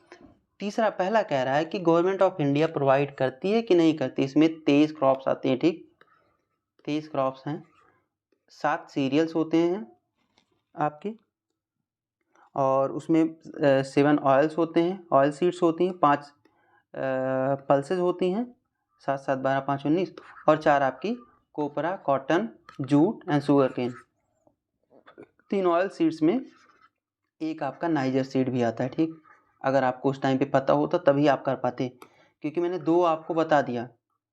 देखो किसी को नहीं भी मालूम है एलसी के बारे में, नाइजर सीड के बारे में, तो तीसरा तो सबको आ जाता ना। अगर आप थोड़ा सा पता होता कॉन्सेप्ट सम वाला, तो आपको एक तो पता है, फिर बाकी आपको 2 में ढूंढना होता। और ऐसा पेपर था ये, पता नहीं किसने बनाया था ये पेपर, कि आपको अगर नहीं आ रहा है तो नहीं होगा। तीनों सही हैं। अगले क्वेश्चन की तरफ चलते हैं। हाँ, कह रहा है कि how many above are consider intangible investment. Tangible होती है एक, जो फिजिकल होती है, इनटेंजिबल होती है जो दिखे नहीं। ब्रांड रिकॉग्निशन आपको पता होगा वो कौन सा होता है, वो जिसपे एक तो जीआई टैग मिलता है, दूसरा याद नहीं आ रहा मुझे, कहते नहीं, हाँ ब्रांड बन गई है, उसका पूरा याद नहीं आ रहा मुझे, भी बता दूंगा अगर वीडियो में याद आएगा बाद में। तो हाँ ब्रांड रिकॉग्निशन होती। इन्वेंट्री तो फिजिकल होगी, और फिजिकल की बात कर नहीं रहा है तो इन्वेंट्री तो होगी नहीं। तीसरा कह रहा है इंटेलेक्चुअल प्रॉपर्टी, हाँ आईपी, इसी की बात मैं कर रहा था, इंटेलेक्चुअल प्रॉपर्टी किसी की, या किसी की ब्रांड रिकॉग्निशन। तीसरा कह रहा है मेलिंग लिस्ट ऑफ क्लाइंट्स, ये थोड़ी कंफ्यूजिंग थी, ठीक। Mailing list of clients, client की जो मेलिंग लिस्ट होती है, अब क्लाइंट भी तो आप ही के हैं। पता चला कल को वो कुछ क्लाइंट्स आपके बहुत अच्छे हैं, दूसरी कंपनी के साथ मर्ज कर लिया उन्होंने, फिर कंपनी तो डूब गई ना। इसलिए ये तीनों इंटेंजिबल इन्वेस्टमेंट्स होते हैं। गवर्नमेंट आंसर की ऑफिशियल आंसर के हिसाब से तीनों सही है, पहला गलत है, ठीक, दूसरा वाला इन्वेंट्री वाला। आगे क्वेश्चन की तरफ चलते हैं। 4 ऑप्शन 5 ये दिए गए हैं कि demographic performance, forest and ecology, government reforms, stable government, tax and physical effort, ठीक। कह रहा है for the horizontal tax devolution, 2 type का होता है, एक वर्टिकल एक ओरिजेंटल होता है, ठीक। ये पढ़ने का काम आपका है। अभी आज इस क्वेश्चन को करने के बाद आप पढ़ेंगे, नहीं तो फिर फंस जाएंगे, बाद में देखना पड़ेगा। तो ओरिजेंटल टैक्स डिवोल्यूशन के लिए the 15 finance commission used how many of the above criteria other than population, area and income distance. 2 तो उसने खुद बता दिए, अब इन 5 में से ढूंढना कौन कौन सा। अच्छा, आपको कुछ भी ना आता हो ना, एक मैं आपको ट्रिक बताऊंगा उसको याद करने का, लेकिन अगर कुछ ना आता हो तो देखो कैसे करोगे। डेमोग्राफिक परफॉर्मेंस, आप सोच लो कि साउथ इंडियन स्टेट्स जो हैं इसीलिए लड़ते रहते हैं कि हमारे यहाँ पॉपुलेशन कम हो गई, क्यों, क्योंकि हमने स्टेबिलिटी और डेवलपमेंट वगैरह पे ध्यान दिया, अब हमें कम मिल रहा है पैसे, तो ये तो होगी डेमोग्राफिक परफॉर्मेंस। दूसरा कह रहा फॉरेस्ट एंड इकोलॉजी, चलो अभी के लिए छोड़ते हैं। गवर्नेंस रिफॉर्म, चलो अभी के लिए छोड़ते हैं। स्टेबल गवर्नमेंट से इसका कोई मतलब है? ये तो कौन दे रहा है? फाइनेंस कमीशन दे रहा है। जो फाइनेंस कमीशन बनता है वही ये सारी चीज़ें बताता है, कितने % कैसे करना है। स्टेबल गवर्नमेंट से तो इसका कोई कॉन्सेप्ट नहीं है, तो अगर 4 नंबर हटा दो आप। टैक्स एंड फिजिकल एफर्ट किसने लगाया? हाँ ये तो होगा ही, किसके यहाँ से कितना आया। टैक्स एंड फिजिकल एफर्ट क्या लग रहे हैं, ये तो होगा ही होगा। और गवर्नेंस रिफॉर्म, आपको क्या लगता है गवर्नेंस रिफॉर्म आना चाहिए? ये होगा कि नहीं होगा? नहीं होगा, ठीक। ये गवर्नमेंट की चीज़ों का कोई मतलब नहीं है, इसमें बहुत ऐसे टॉपिक लिए जाते हैं जो सुटेबल हों। ऐसा गवर्नमेंट की स्टेबिलिटी या गवर्नेंस रिफॉर्म कर रही है, उसके लिए किसी को पैसे क्यों देना कि हाँ तुम अपने स्टेट में इतने पैसे देने, गवर्नेंस रिफॉर्म करो। जिसको अगर आपको सीएम पीएम बनना तो आपको खुद ले आना पड़ेगा, देश को डेवलप करना, उसके लिए रिफॉर्म करना पड़ेगा। तो ओनली 3, मतलब 3 सही है इसमें। तरीका बता देता हूँ याद करने का। इसका तरीका ये है, फॉरेस्ट टैक्स से आईपैड लिया, ठीक। मतलब तुमने फॉरेस्ट टैक्स तुम्हारे पास आया तो तुमने आईपैड ले लिया। अब आईपैड का क्या मतलब होगा? IPAD, इसका मतलब समझ आ रहा है आपको क्या हुआ? ये एक तरीके का जुगाड़ होता है करने का, ठीक, कैसे आपको करना है। हॉरिजॉन्टल टैक्स डेवल्यूशन कैसे होगा। इनकम डिस्टेंस हो गई आपके पास, पॉपुलेशन वही डेमोग्राफिक परफॉर्मेंस, एक आपका डेमोग्राफिक डिविडेंड हो गया, डेमोग्राफिक परफॉर्मेंस, पॉपुलेशन आपके यहाँ कैसी चल रही है। और ए से होता है आपका सॉरी एक मिनट, फॉरेस्ट इकोलॉजी हो गया। ए का मतलब नहीं आ रहा, अच्छा ए का मतलब भी याद नहीं आ रहा मुझे, एक मिनट। आई पैड, हाँ फॉरेस्ट टैक्स से आई पैड लिया, तो एक तो फॉरेस्ट टैक्स आपका हो ही गया, ठीक, एक तो आपका पॉपुलेशन एरिया हो गया एंड इनकम डिस्टेंस 2 हो गया, तीसरा आपका डेमोग्राफिक परफॉर्मेंस, चौथा फॉरेस्ट इकोलॉजी हो गया, पांचवा आपका टैक्स एंड फिजिकल एफर्ट्स हो गया, ठीक। तो ये आई पैड फॉरेस्ट टैक्स से आई पैड लिया, हाँ तो income distance and population demographic performances and A से थोड़ा याद नहीं आ रहा, मैं आपको बता दूंगा अभी लास्ट तक, या फिर मैं टेलीग्राम पे इसको डाल दूंगा, ठीक, आप देख लेना। तो इसका केवल ओनली 3 सही है, मतलब 3 ही सही है। आगे क्वेश्चन की तरफ चलते हैं। हाँ अगला कह रहा है कि ये उस टाइम का करंट का क्वेश्चन था कि इसका यूज किस में है। तो हाँ इसमें अफोर्डेबल हाउसिंग में था, हेल्थ केयर, रिन्यूएबल एनर्जी में था, ठीक। ये जो स्कीम थी इसमें मास रैपिड ट्रांसपोर्ट नहीं था, उस टाइम का करंट का क्वेश्चन था, का कोई उतना मायने है नहीं। हाँ ये क्वेश्चन बढ़िया था, ठीक। इस बार जो क्वेश्चन आए थे ना ये पॉलिटी वाले, अब बहुत इजी क्वेश्चन था। Due process of law mean, एक होता है ड्यू प्रोसेस ऑफ लॉ होता है, दूसरा होता है प्रोसेस इस्टेब्लिश्ड बाय लॉ, ठीक। अब इंडिया में क्या चलता है, जापान से लिया गया प्रोसेस इस्टेब्लिश्ड बाय लॉ, जो लॉ ने इस्टेब्लिश कर दिया ना उसी को ही हम मानेंगे, जो हमारे यहाँ कानून बना उसको मानेंगे, ना कि हम इस हिसाब से मानेंगे कि जो हमें उस टाइम पे सही लग रहा है, मतलब जो कोर्ट डिसीजन देता है ना वो लॉ के हिसाब से जो कानून बन चुका, ना कि वो खुद का लॉ बनाता है। अमेरिका में चलता है ड्यू प्रोसेस ऑफ लॉ, अगर उन्हें कुछ ऐसा लग रहा है, इंडिया में भी जो अभी एक वो नहीं आया था 1973 में, ये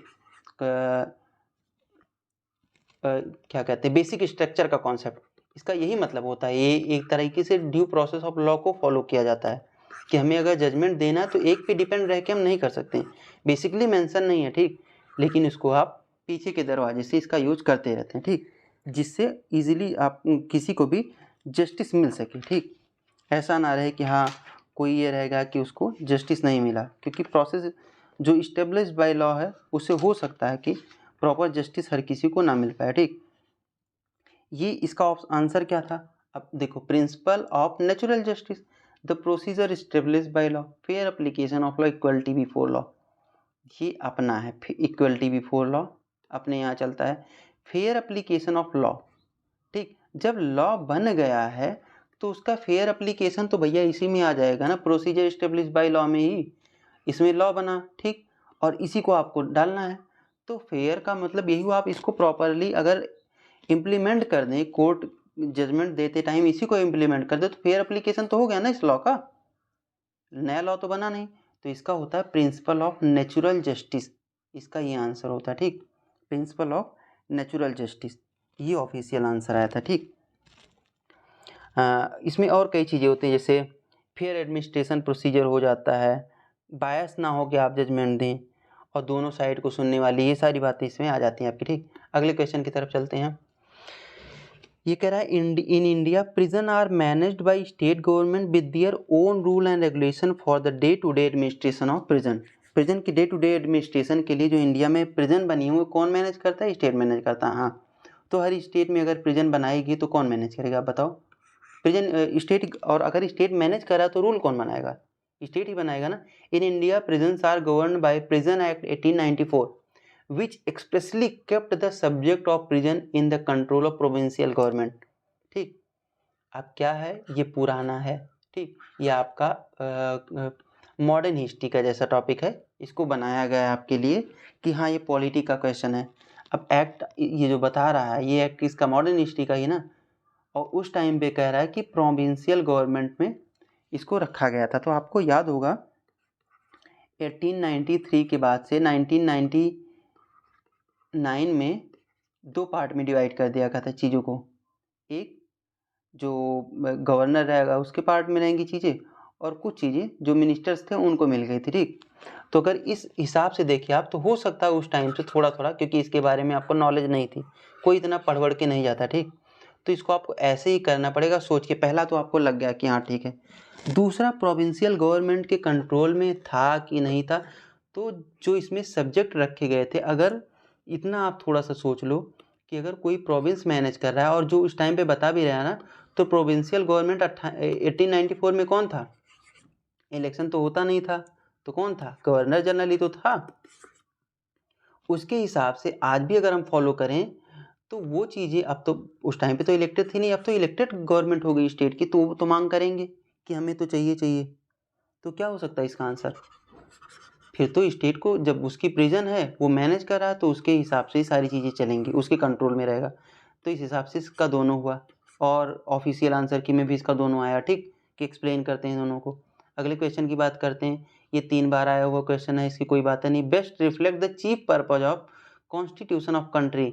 ये 3 बार क्वेश्चन आया हुआ है, शायद 21 में भी आया था। कॉन्स्टिट्यूशन या कॉन्स्टिट्यूशनलिज्म का मतलब क्या होता है? तो सिंपल सा मतलब होता है गवर्नमेंट की पावर को लिमिट करना। सी ऑप्शन, ज़्यादा सोचना नहीं है इसका। ठीक, इस क्वेश्चन की तरफ आते हैं। In India which one of the following constitutional amendment was widely believed to be enacted to overcome the judicial interpretation of fundamental right. जब ये क्वेश्चन आया था ना, उस टाइम पे बहुत लोगों ने 42nd अमेंडमेंट लगाया था। ठीक, क्यों? क्योंकि कह रहा है कि widely believe to be enacted to overcome the judicial interpretation. अब इसमें इतना, इसको कहते हैं ना माइनर कॉन्स्टिट्यूशन, हम बोल देते हैं कि ये छोटा कॉन्स्टिट्यूशन, जो नया कॉन्स्टिट्यूशन के अंदर में एक कॉन्स्टिट्यूशन हमने डाल दिया। इतने अमेंडमेंट्स इसमें हुए थे 42nd अमेंडमेंट्स टाइम पे, इतने आर्टिकल्स अमेंड किए गए थे कि इसको हम कहते हैं छोटा कॉन्स्टिट्यूशन हमने बना दिया था। तो इसलिए लोगों को लगा ये है। ठीक, लेकिन नहीं, जुडिशियल इंटरप्रिटेशन के लिए नेहरू जी के टाइम पे ही, पहले कॉन्स्टिट्यूशनल अमेंडमेंट में ही, जब आप लक्ष्मीकांत की बुक में जब पीछे दिया गया कॉन्स्टिट्यूशनल अमेंडमेंट पढ़ेंगे तो उसमें ये दिया गया कि पहला जो फर्स्ट कॉन्स्टिट्यूशनल अमेंडमेंट था, इसका यही आंसर है, उसी में किया गया था। ठीक, इसको आगे चलते हैं। बाकी आप, हाँ, अगर दिया गया है तो 42nd अमेंडमेंट पढ़ना है, 44th पढ़ना है, 86th पढ़ना है, और हाँ, आपको 7th कॉन्स्टिट्यूशनल अमेंडमेंट पढ़ना है, क्योंकि पहले भी नेहरू जी के बारे में पूछा गया, उनके टाइम पे कौन सा कॉन्स्टिट्यूशनल अमेंडमेंट हुआ था, क्रोनोलॉजिकल ऑर्डर में आपको बताना था उस टाइम पे। ठीक, आगे का क्वेश्चन ये भी बहुत, देखो पॉलिटिक क्वेश्चन अच्छे आए थे उस टाइम पे। ठीक, हाँ, इस क्वेश्चन की तरफ चलते हैं। कह रहा है कि कौन सी ऑर्गेनाइजेशन से जो कॉन्स्टिट्यूशनल बॉडीज़ हैं। ठीक, लक्ष्मीकांत से पढ़ोगे तो आपको पता है, national commission for backward classes 338, article 338 national commission for backward class. National human right commission नहीं, ये तो आपको हो गया ना। स्टैच्यूटरी बॉडी 1993, और नेशनल लॉ कमीशन नहीं। National consumer dispute redressal commission, ये सब स्टैच्यूटरी बॉडीज़ हैं ना। तो कौन कौन सा, इसमें कौन सा ऑप्शन सही हुआ बताओ आप?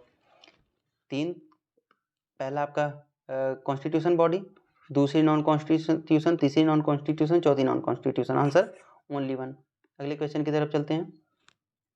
अगला क्वेश्चन कह रहा है, if the election of president of India is declared void by the supreme court of India, all acts done by him or her in the performance of duties of his or her office of president before the date of decision become invalid।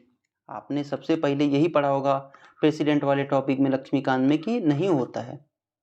जो उन्होंने act कर दिया है उससे पहले जो उन्होंने कार्य कर दिए हैं वो इनवैलिड नहीं होंगे। अगला ऑप्शन देखते हैं क्या कह रहा है। Election for the post of president of India can be postpone on the ground that some legislative assemblies has been dissolve and election are yet to take place. तो उसमें ये भी लिखा है कि अगर कोई असेंबली डिसॉल्व है तो उससे उनका कोई मतलब नहीं है। ठीक, नहीं हो तो नहीं मिलेगा वोट, सीधा सीधा, जैसे लालू प्रसाद यादव ने कहा था ना ममता जी से कि नहीं मांगा तो नहीं मिलेगा, तो ऐसे ही आपके यहाँ इस असेंबली डिसॉल्व है तो आपको वोट करने का कोई मौका नहीं मिलेगा। ये क्वेश्चन ऑप्शन गलत है। ठीक, तीसरा ऑप्शन देखते हैं। When a bill is presented to the president of India the constitution prescribe time limit within which he or she has to declare his assent. कह रहा है when a bill is presented to president of India the constitution prescribe the time limit within which he has to. तो ऐसा time limit दिया है? नहीं दिया है। वहाँ पे दिया है अमेरिकन कॉन्स्टिट्यूशन में 10 दिन दिया है। ठीक, 10 दिन के अंदर में आपको बताना होता है। इंडिया में इसी को तो पॉकेट वीटो कहते हैं, जिसका इशू आजकल चल रहा है। सुप्रीम कोर्ट में बोल दिया कि आपके पास पॉकेट वीटो तो नहीं है भैया, तो ये इंडिया में ऐसा कोई टाइम लिमिट नहीं है, तो गलत हो गया ना। पहला भी गलत, दूसरा भी गलत, तीसरा भी गलत, सारे गलत। अगले क्वेश्चन की तरफ चलते हैं।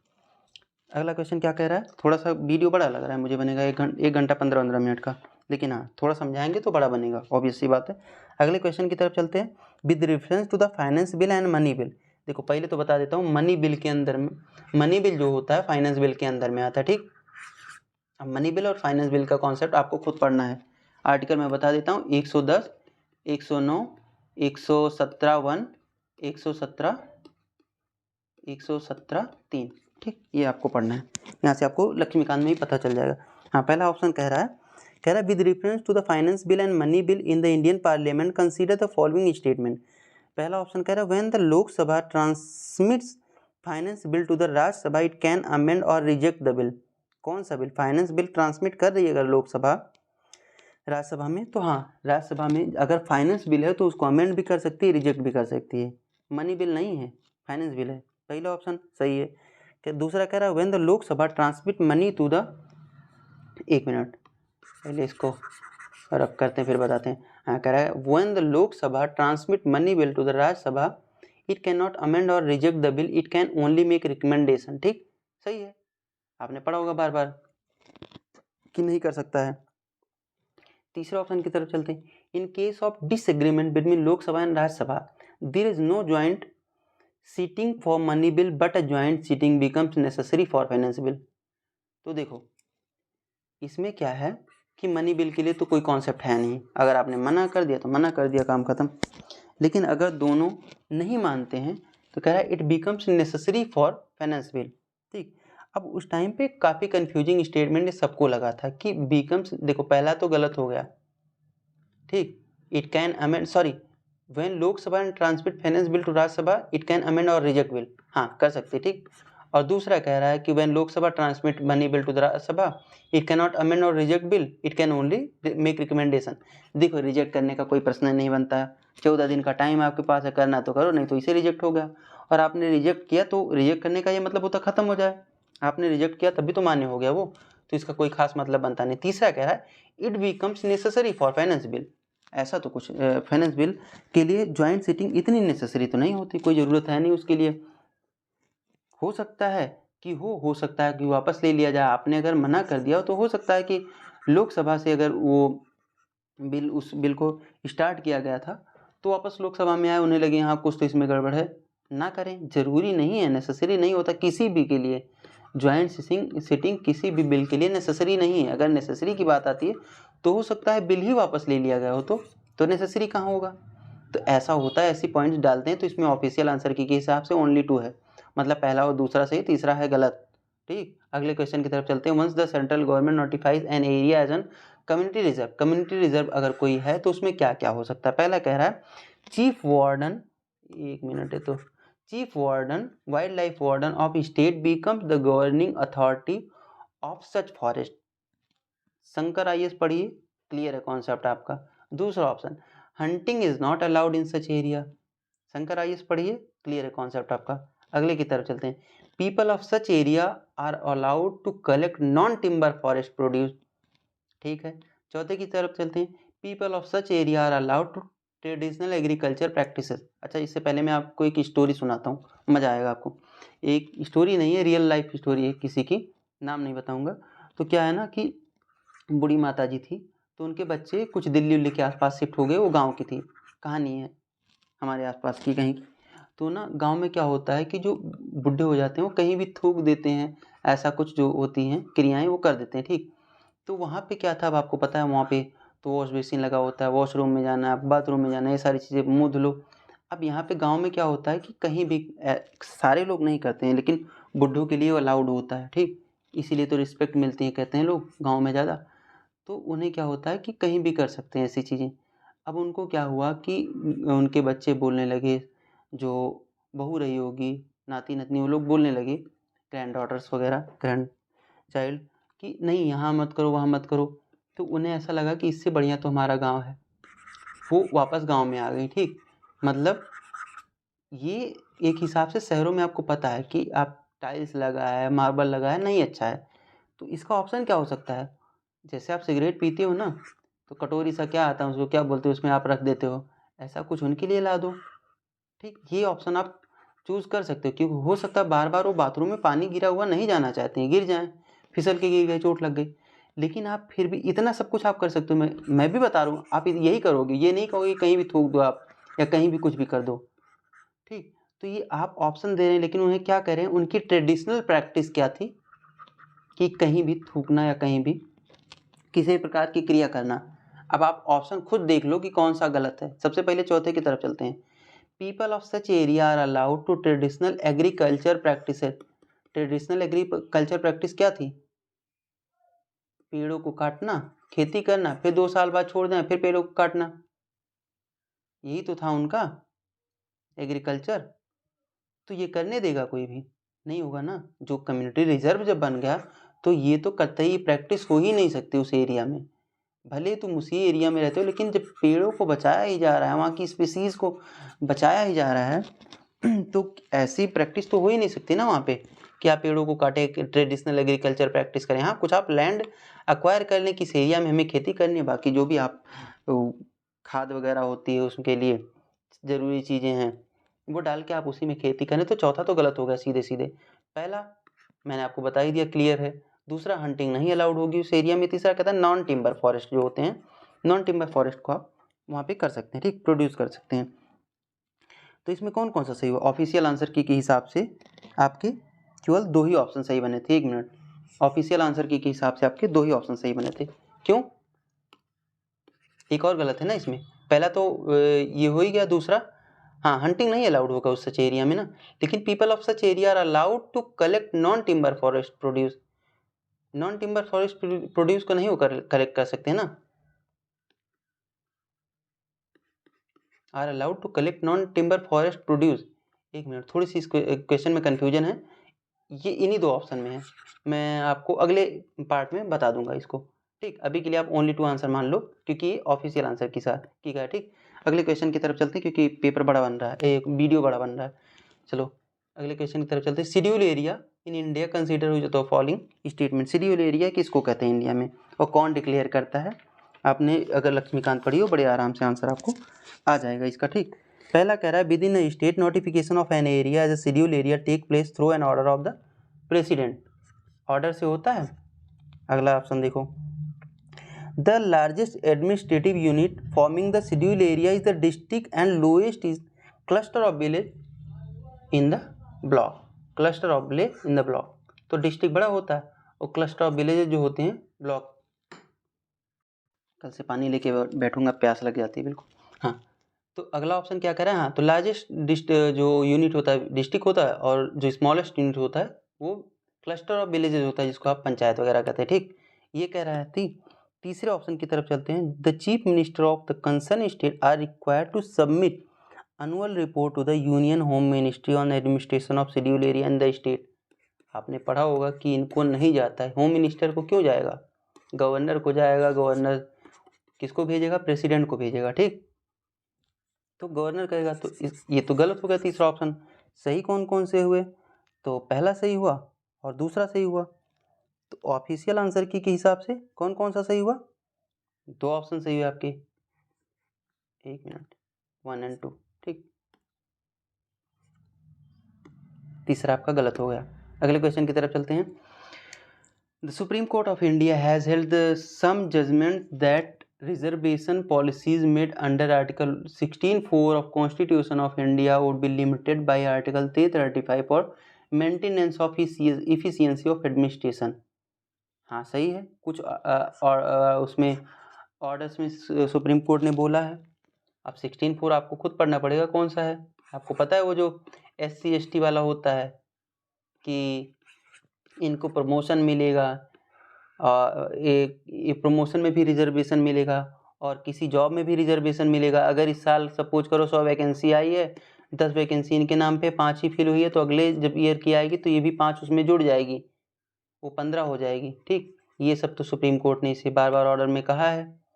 और उसके बाद ये आर्टिकल 338A और 338B national commission on schedule caste, national commission on schedule tribes बना है। ठीक, तो ये सही है। दूसरा आर्टिकल कह रहा है article 335 of constitution of India defines the term efficiency of administration. 3 points में बोले थे सुप्रीम कोर्ट ने किसी नागराज केस था शायद 2006 का करके, कि एक तो इफ़िशियंसी बतानी होगी कि इफ़िशियंसी है कि नहीं है, इसलिए दूसरा बताना होगा कि उनकी मतलब पॉपुलेशन इस हिसाब से कम है, इसमें जो परसेंटेज है जॉब में उनका ये कम है, और तीसरा कुछ ऐसे 3 डेटा ऐसा था।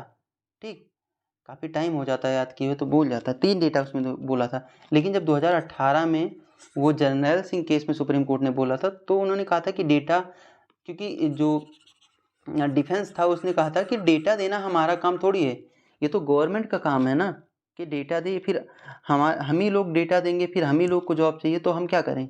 तो सुप्रीम कोर्ट ने कहा था नहीं, अगर आप उसमें परसेंटेज आपका कम है तो इसका मतलब आप वहाँ पे हैं नहीं, तो डेटा देने की तो ज़रूरत है नहीं। इफ़िशियंसी आपको बतानी होगी, एडमिनिस्ट्रेशन में इफ़िशियंसी है कि नहीं है। ठीक, तो लेकिन इसमें कह रहा है कि टर्म डिफाइन किया गया है। मैंने आपको पहले भी बताया, बार बार यूपीएससी ने पूछा है, कॉन्स्टिट्यूशन में कुछ भी डिफाइन नहीं है। ठीक, ना माइनॉरिटी डिफाइन है ना कुछ डिफाइन है, तो कॉन्स्टिट्यूशन में जब भी पूछ ले कि डिफाइन है कोई टर्म तो गलत हो गया, पहला सही दूसरा गलत, आपका आंसर देख लो खुद।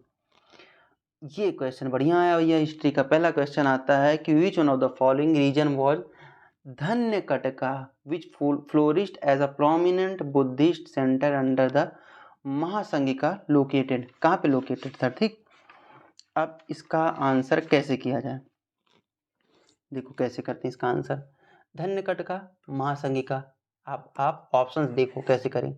मगधा वेस्ट बंगाल बिहार की तरफ, कलिंगा वेस्ट बंगाल की तरफ, गांधार आंध्र प्रदेश की तरफ, और सॉरी गांधार कहाँ पे, गांधार आपका इधर ऊपर की तरफ है, जम्मू कश्मीर और पाकिस्तान बॉर्डर पे, और आंध्र तो आपको आंध्र प्रदेश के पास है ही। क्या लग रहा है आपका ऑप्शन क्या सही होना चाहिए इसमें, नाम से देखो। अभी बिलिगिरी रंगरवाने में आपको बताया था मैंने, महासंगिका, धन्यकटका, नाम से कुछ देखो कैसा, कलिंगा और वेस्ट बंगाल और उड़ीसा के एरिया में हो सकता है ऐसा कुछ, या बिहार की तरफ, या ऊपर तक्षशिला रीजन में हो सकता है ऐसा कुछ, तो ऑप्शन आपका आंध्र आएगा। ठीक, ये होता है एलिमिनेट करने का तरीका, क्योंकि आपको इतना तो नहीं पता होगा, मुझे भी पता है कि इतना तो कोई पढ़ के नहीं जाता। ठीक, एलिमिनेट करने का ट्रिक होती है वहाँ पे। इसको हम कहते हैं पता है क्या, धरनी कोटा भी कहा जाता है इसको। 5th सेंचुरी बीसी के आसपास सातवाहन का कैपिटल था ये। ठीक, जो धन्यकटका रीजन था ये सातवाहन का कैपिटल था। ठीक, तो यही है, बाकी गांधार कलिंग मगधा के बारे में बताने की तो कोई ज़रूरत है नहीं, हिस्ट्री की बुक पढ़े हो तो पता ही होगा। तो ये एक तरीका होता है क्वेश्चन का करने का। जब मैं इस क्वेश्चन को कर रहा था तो पहले मैंने गांधारा लगाया था, क्योंकि कलिंगा और मगधा मैंने पहले इलिमिनेट कर दिया। गांधार अभी जैसे मैंने अभी थोड़ी देर पहले आपको बोला ना कि गांधार आंध्र प्रदेश, फिर मैंने आपसे कहा कि नहीं तक्षशिला रीजन में है, तो गांधार नरेश ये तक्षशिला रीजन के आसपास है। ठीक, तो बाद में मैंने एलिमिनेट किया इसको कि नहीं ये तो हो ही नहीं सकता, तो आंध्रा। अगले क्वेश्चन की तरफ चलते हैं। विच विथ रेफरेंस, हाँ sorry, with reference to ancient India consider the following statement, कह रहा है concept of stupa is Buddhist origin. बहुत बढ़िया है, सही है answer. Stupa was generally repository of relics, stupa repository जो था रिलिक्स का था, बिल्कुल सही है। Stupa was a votive and commemorative structure in the Buddhist tradition. ठीक, अब 3 ऑप्शन दिए गए हैं आपको, कौन सा सही है देखो। तो stupa was वोटिव and commemorative structure, commemorate करने के लिए, हिंदी वालों को बता देता हूँ कि बौद्ध परंपरा में स्तूप एक संकल्प अर्पित या स्मारक संरचना होती थी। तो दूसरा जो कह रहा है स्तूप कैसे बनते थे, जो भगवान बुद्ध की रिलिक्स थी उसी को अलग अलग जगहों पे कुछ 8 राजाओं या ऐसे कुछ करके पढ़े हुए टाइम हो गया तो याद उतना 8 राजाओं को दिया गया था या कैसे, अलग अलग जगहों पे उन्हीं की जो राख थी उसी को डाल डाल के स्तूप बनाए गए थे। तो दूसरा भी सही है, और इसको कमेमोरेटिव स्ट्रक्चर के रूप में हम लेते भी थे, तो दोनों सही है। पहला क्या है स्तूपा, तो स्तूपा जो है ना वैदिक टाइम का, आप वो पढ़ोगे नितिन सिंघानिया या कहीं और कुछ पढ़ लिया यूट्यूब पे, आपने हिस्ट्री को अच्छे से पढ़ लिया तो वहाँ पे बहुत नितिन सिंघानिया में तो आपको सामने से मिल जाता है कि स्तूपा का कॉन्सेप्ट उससे था वैदिक इरा से। तो ये ऑप्शन फिर आंसर आपके लिए आसान हो जाता है, क्योंकि ये दोनों एक दूसरे से लिंक्ड हैं। दूसरा तीसरा जो देखो ऐसे ही होते हैं, लिंक्ड होते हैं एक दूसरे से ऑप्शन। ये वही कह रहा है, ये कमेमोरेटिव में बुद्धिस्ट ट्रेडिशन से रिलेटेड वही तो बातें कर रहा है। कमेमोरेट किसको करते हैं आप, यही सारी चीज़ें तो होती हैं, तो ऐसे बन जाता है। अगले क्वेश्चन की तरफ चलते हैं। थोड़ा वीडियो बड़ा बन रहा है लेकिन क्या करें, साउथ इंडिया में Korkai, Poompuhar and Muchiri were well known capital cities थी, पोर्ट्स थी, centre of iron and steel making, scene of Jain Tirthankars. तो ये क्या थी? पोर्ट्स थी, ठीक। कोरकई, पोम्पोर, तो इतना आसानी से याद नहीं होता, लेकिन अगर आप बुक में देखोगे ना, जो एंशिएंट इंडिया की बुक है 11th की, तो उसमें एक मैप बना हुआ है और पिछले 3-4 सालों में मैंने देखा है उस मैप से, अलग अलग मैप से क्वेश्चन आए हैं। जैसे आपसे पूछ नहीं लिया था किसी ईयर में कि अलग अलग डायनेस्टीज हैं, इनको हाँ क्रोनोलॉजिकल ऑर्डर में सेट करना है आपको, तो ये सब उसी मैप से था। अलग अलग कुछ मैप दिए गए, वहाँ से आप देख सकते हो। वैसे मैं आपको बता देता हूँ पोर्ट, तो जैसे आपका हो जाता है कि कौन कौन सी पोर्ट्स थे, तो कोरकई हो गई आपका, पोम्पोर, मुचीरी। और इसके लिए ना आपको एक क्लिप शेयर करूँगा टेलीग्राम पे। आप टेलीग्राम यूपीएससी अनस्क्रिप्टेड को ज्वाइन करेंगे, उस पर आपको मिल जाएगा यूपीएससी अनस्क्रिप्टेड, क्योंकि मैंने सब बना रखा है क्लिप, तो उसमें आपको ये मिल जाएंगे जितने पोर्ट्स वगैरह थे पढ़ने के लिए। बाकी जैसे लोथल हो गया, तमरलिप्ति, भरौच, टोंडी, ठीक, पुहार, शोपरा, अरिकमेड़ू, दो तो आप पढ़ते होंगे, अरिकमेड़ू, तमरलिप्ति, दो पढ़ते ही होंगे। और इधर वेस्ट कोस्ट पे दो हैं, बरौच और एक और है, बरौच एक और है, तो ये 4 तो सबको याद रहता है, ठीक। बाकी ये नए नए मिल जाते हैं, तो मोटूपल्ली, ये सब तो आपको मिल जाएगा, मैं उसको बढ़िया डिटेल में बना के आपको दे दूंगा, ठीक। क्लिप वहाँ पे आप देख लेना। बेसिकली इसका आंसर पोर्ट है। अगले क्वेश्चन की तरफ चलते हैं। अगर किसी को लग रहा है कि वीडियो बड़ा बन रहा है, ज़्यादा पढ़ा रहा हूँ कुछ मैं इसमें, तो आप लोग कमेंट बॉक्स में बता दीजिए, अगला वीडियो छोटा बन जाएगा। लेकिन मुझे लग रहा है कि 2 से ढाई घंटे एक पेपर के देने में कोई बुराई नहीं है, ठीक। 6 क्वेश्चन और बच्चे हैं, कुछ 5-6 मिनट का टाइम है। हाँ, ये कह रहा है वट किरुतल, और हाँ अगले पेपर में मैं स्लाइड बना के नहीं पढ़ाऊँगा, क्योंकि इसमें हिंदी आ नहीं पाती, ठीक। और पहले मुझे लगा कि लिख के बनाना चाहिए इसमें, फिर वो फीलिंग नहीं आती है, फिर वही लगता है कि खुद से कोई पेपर बनाए इधर ये इधर, वो अच्छा नहीं लगा मुझे, तो इसलिए मैंने कॉपी पेस्ट मारा है। अगले पेपर में मैं आपको पूरी PDF से ही पढ़ाऊँगा। हाँ, तो आइए क्वेश्चन की तरफ देखते हैं। वर्टिक्यूरिटल का क्या मतलब होता है? किसी को ये सब नहीं मालूम होता है, अलग अलग किसी बुक में दिया था उस टाइम के हिसाब से। इसका सीधा सीधा आंसर है, बहुत ज़्यादा कुछ देखना नहीं। वर्टिक्यूरिटल का जो डिफीट हो जाता है ना किंग बैटल में, वो रिचुअली सुसाइड कर लेता है। कैसे? कहता है अब कुछ खाऊंगा नहीं, पीऊंगा नहीं, अब मैं मर जाऊंगा। क्यों? क्योंकि पूरी तरीके से मेरी इज्जत जा चुकी है, मैं हार गया, अपनी जनता के लिए किसी लायक नहीं था मैं। तो ये एक वर्टिक्यूरिटल का ट्रेडिशन था, ठीक। इसी को कहते हैं। बाकी किंग एम्प्लॉय, वुमेन बॉडीगार्ड्स, ये सब कुछ नहीं है, और ना इसका कोई लॉजिक बन रहा है, ठीक। किसके टाइम पे कुछ हुआ था? हाँ, थोड़ा बहुत बता देता हूँ। जैसे एक बॉडीगार्ड किसके टाइम पे, तो जो चंद्रगुप्त थे ना, उनके टाइम पे ये हुआ था। बाकी अगला कह रहा है, जो ये तो आपको सिंपल सा समझ आना चाहिए, फिलोसफिकल मैटर किसके टाइम पे है? जो इबादत खाना होता था, इबादत खाना किसके टाइम पे था? कमेंट बॉक्स में आप खुद बताएंगे इबादत खाना किसके टाइम पे था, और नहीं बताएंगे तो कोई बात नहीं भाई, आपकी मर्जी। How many of the above dynasty establish their kingdom in early 8th century? देखो मैंने आपसे पूछा ही था, ये तो आ ही गया question. Early 8th century, 700 to 800 AD के आसपास में, और अर्ली में हो गया तो 7 to 750 हो गया। 7 to 750, धीरे धीरे करते हैं, आराम से, कौन सी जल्दबाजी है भाई। हाँ, तो कौन करेगा? अब इसमें किसने किसने बनाया होगा, इसका भी मैंने आपको बताया था, मैप में दिया। और पहले 23 का पेपर है, 22 में पूछा है, 21 में भी शायद पूछा है। मैं बता देता हूँ कि मुझे लग नहीं रहा किसी को पता है। तो पहला क्वेश्चन देखिए, 1026 के आसपास ये बना था। गहरवाल जो रीजन था बनारस वाराणसी के पास में था, ठीक। बनारस नहीं, वो 11 से 13 ईस्वी के आसपास था, ठीक। हिंदी वालों के लिए भी बता देता हूँ मैं। ककतिया का क्या था, 12 to 14 सेंचुरी के आसपास था। और यादव, ये पहले भी पूछा, 2022 में या 21 में पूछा है। यादवास ऑफ देवगिरी करके पूछा था शायद, हाँ।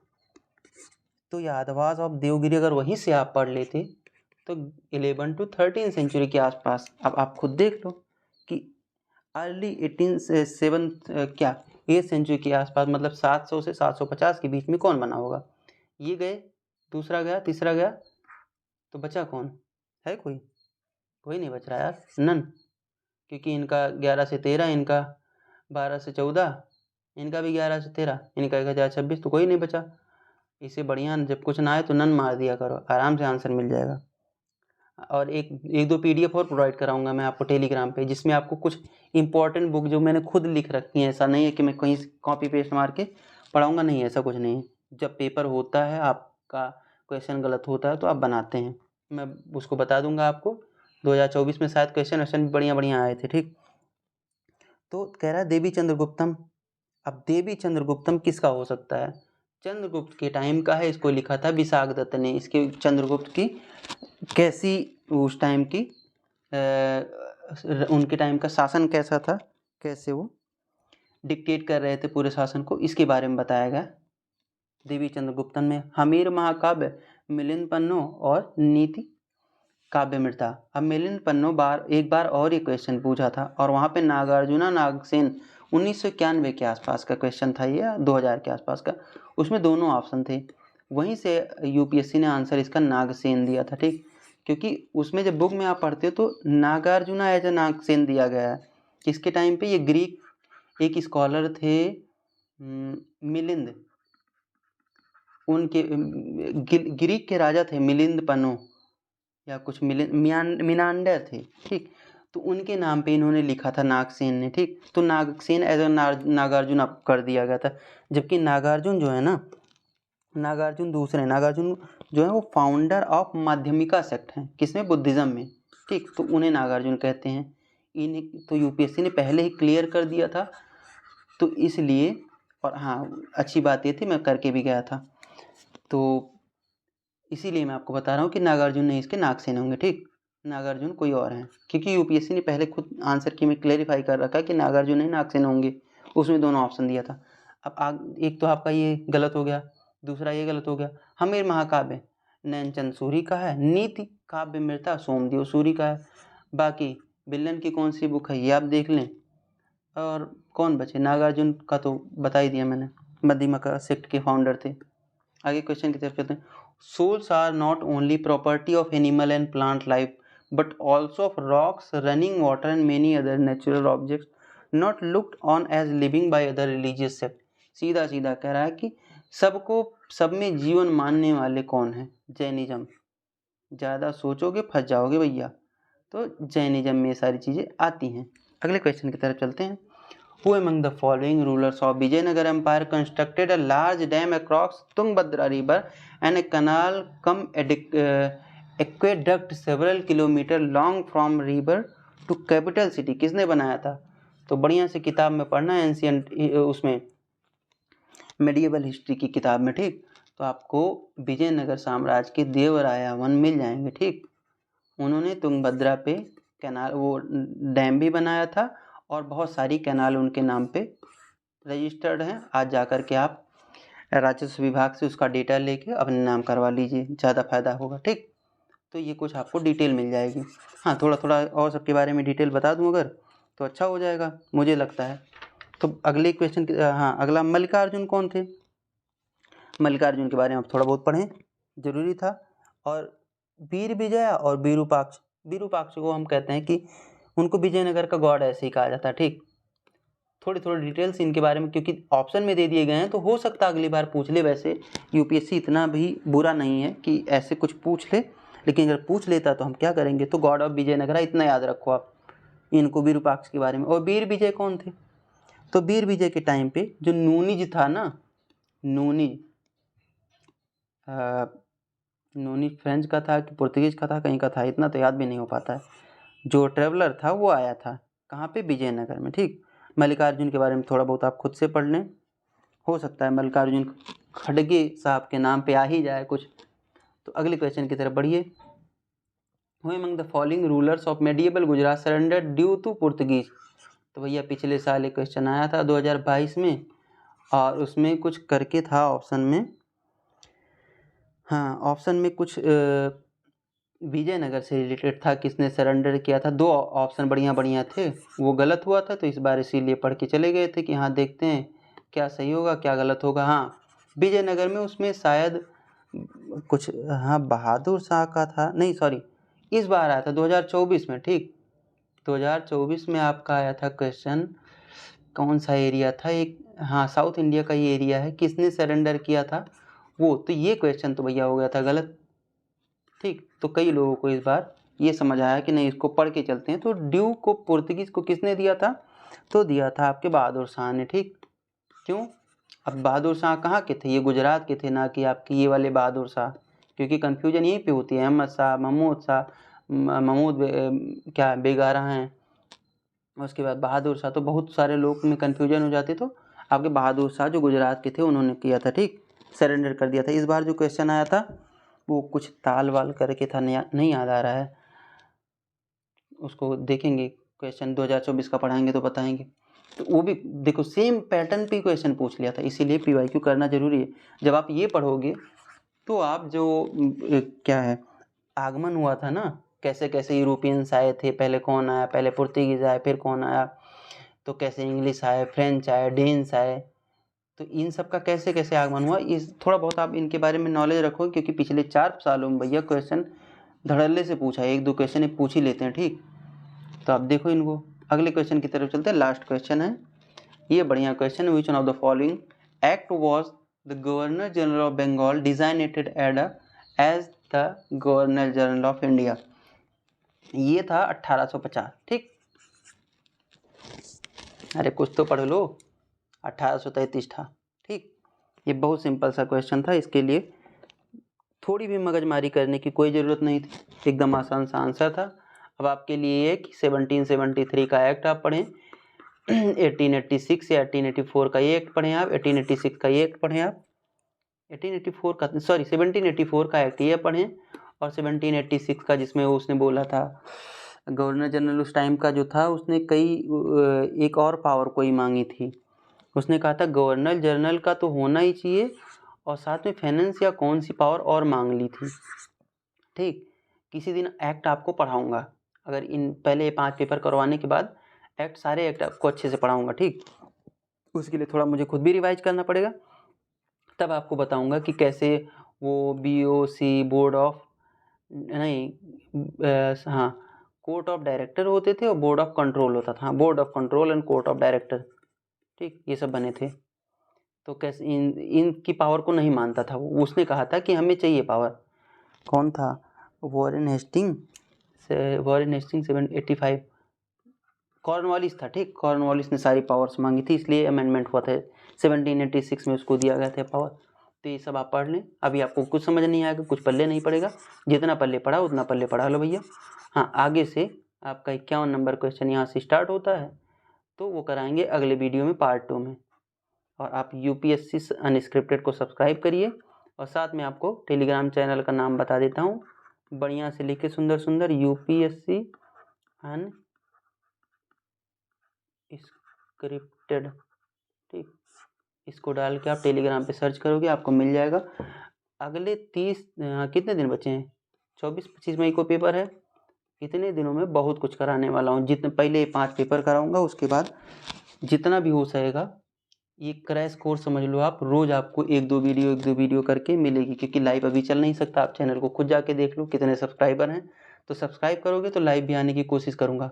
और बहुत ज़्यादा रिसोर्सेज है नहीं कि ऑनलाइन वो सब सारी चीज़ें करके पढ़ा सकूँ, थोड़े बहुत रिसोर्सेज हैं, उससे जितना हो सकेगा उतना कराऊँगा। हाँ, ये कहता हूँ कि आप क्रैश कोर्स जैसा इसको करते जाओगे ना, प्रीलिम्स बहुत ईजी हो जाएगा, क्योंकि PYQ बहुत इंपॉर्टेंट है, और बहुत पहले पढ़ा देना ये थोड़ा मुझे वर्थ इट लगा नहीं, ठीक। और अगले टाइम से हाँ, अभी अगला वीडियो ऐसे ही आएगा स्लाइड में, उसके बाद से हिंदी माध्यम वालों को कोई प्रॉब्लम नहीं होगी कि सब कुछ इंग्लिश में चल रहा है, बोल तो मैं हिंदी में ही रहा हूँ, लेकिन दोनों दिखेगा आपको, ठीक। तो धन्यवाद, चलिए UPSC अनस्क्रिप्टेड सब्सक्राइब करिए। समय ज़्यादा लिया, इसके लिए मैं बहुत बहुत आभारी हूँ आपका, सॉरी बोलने का कोई प्रश्न उठता नहीं है। Thank you.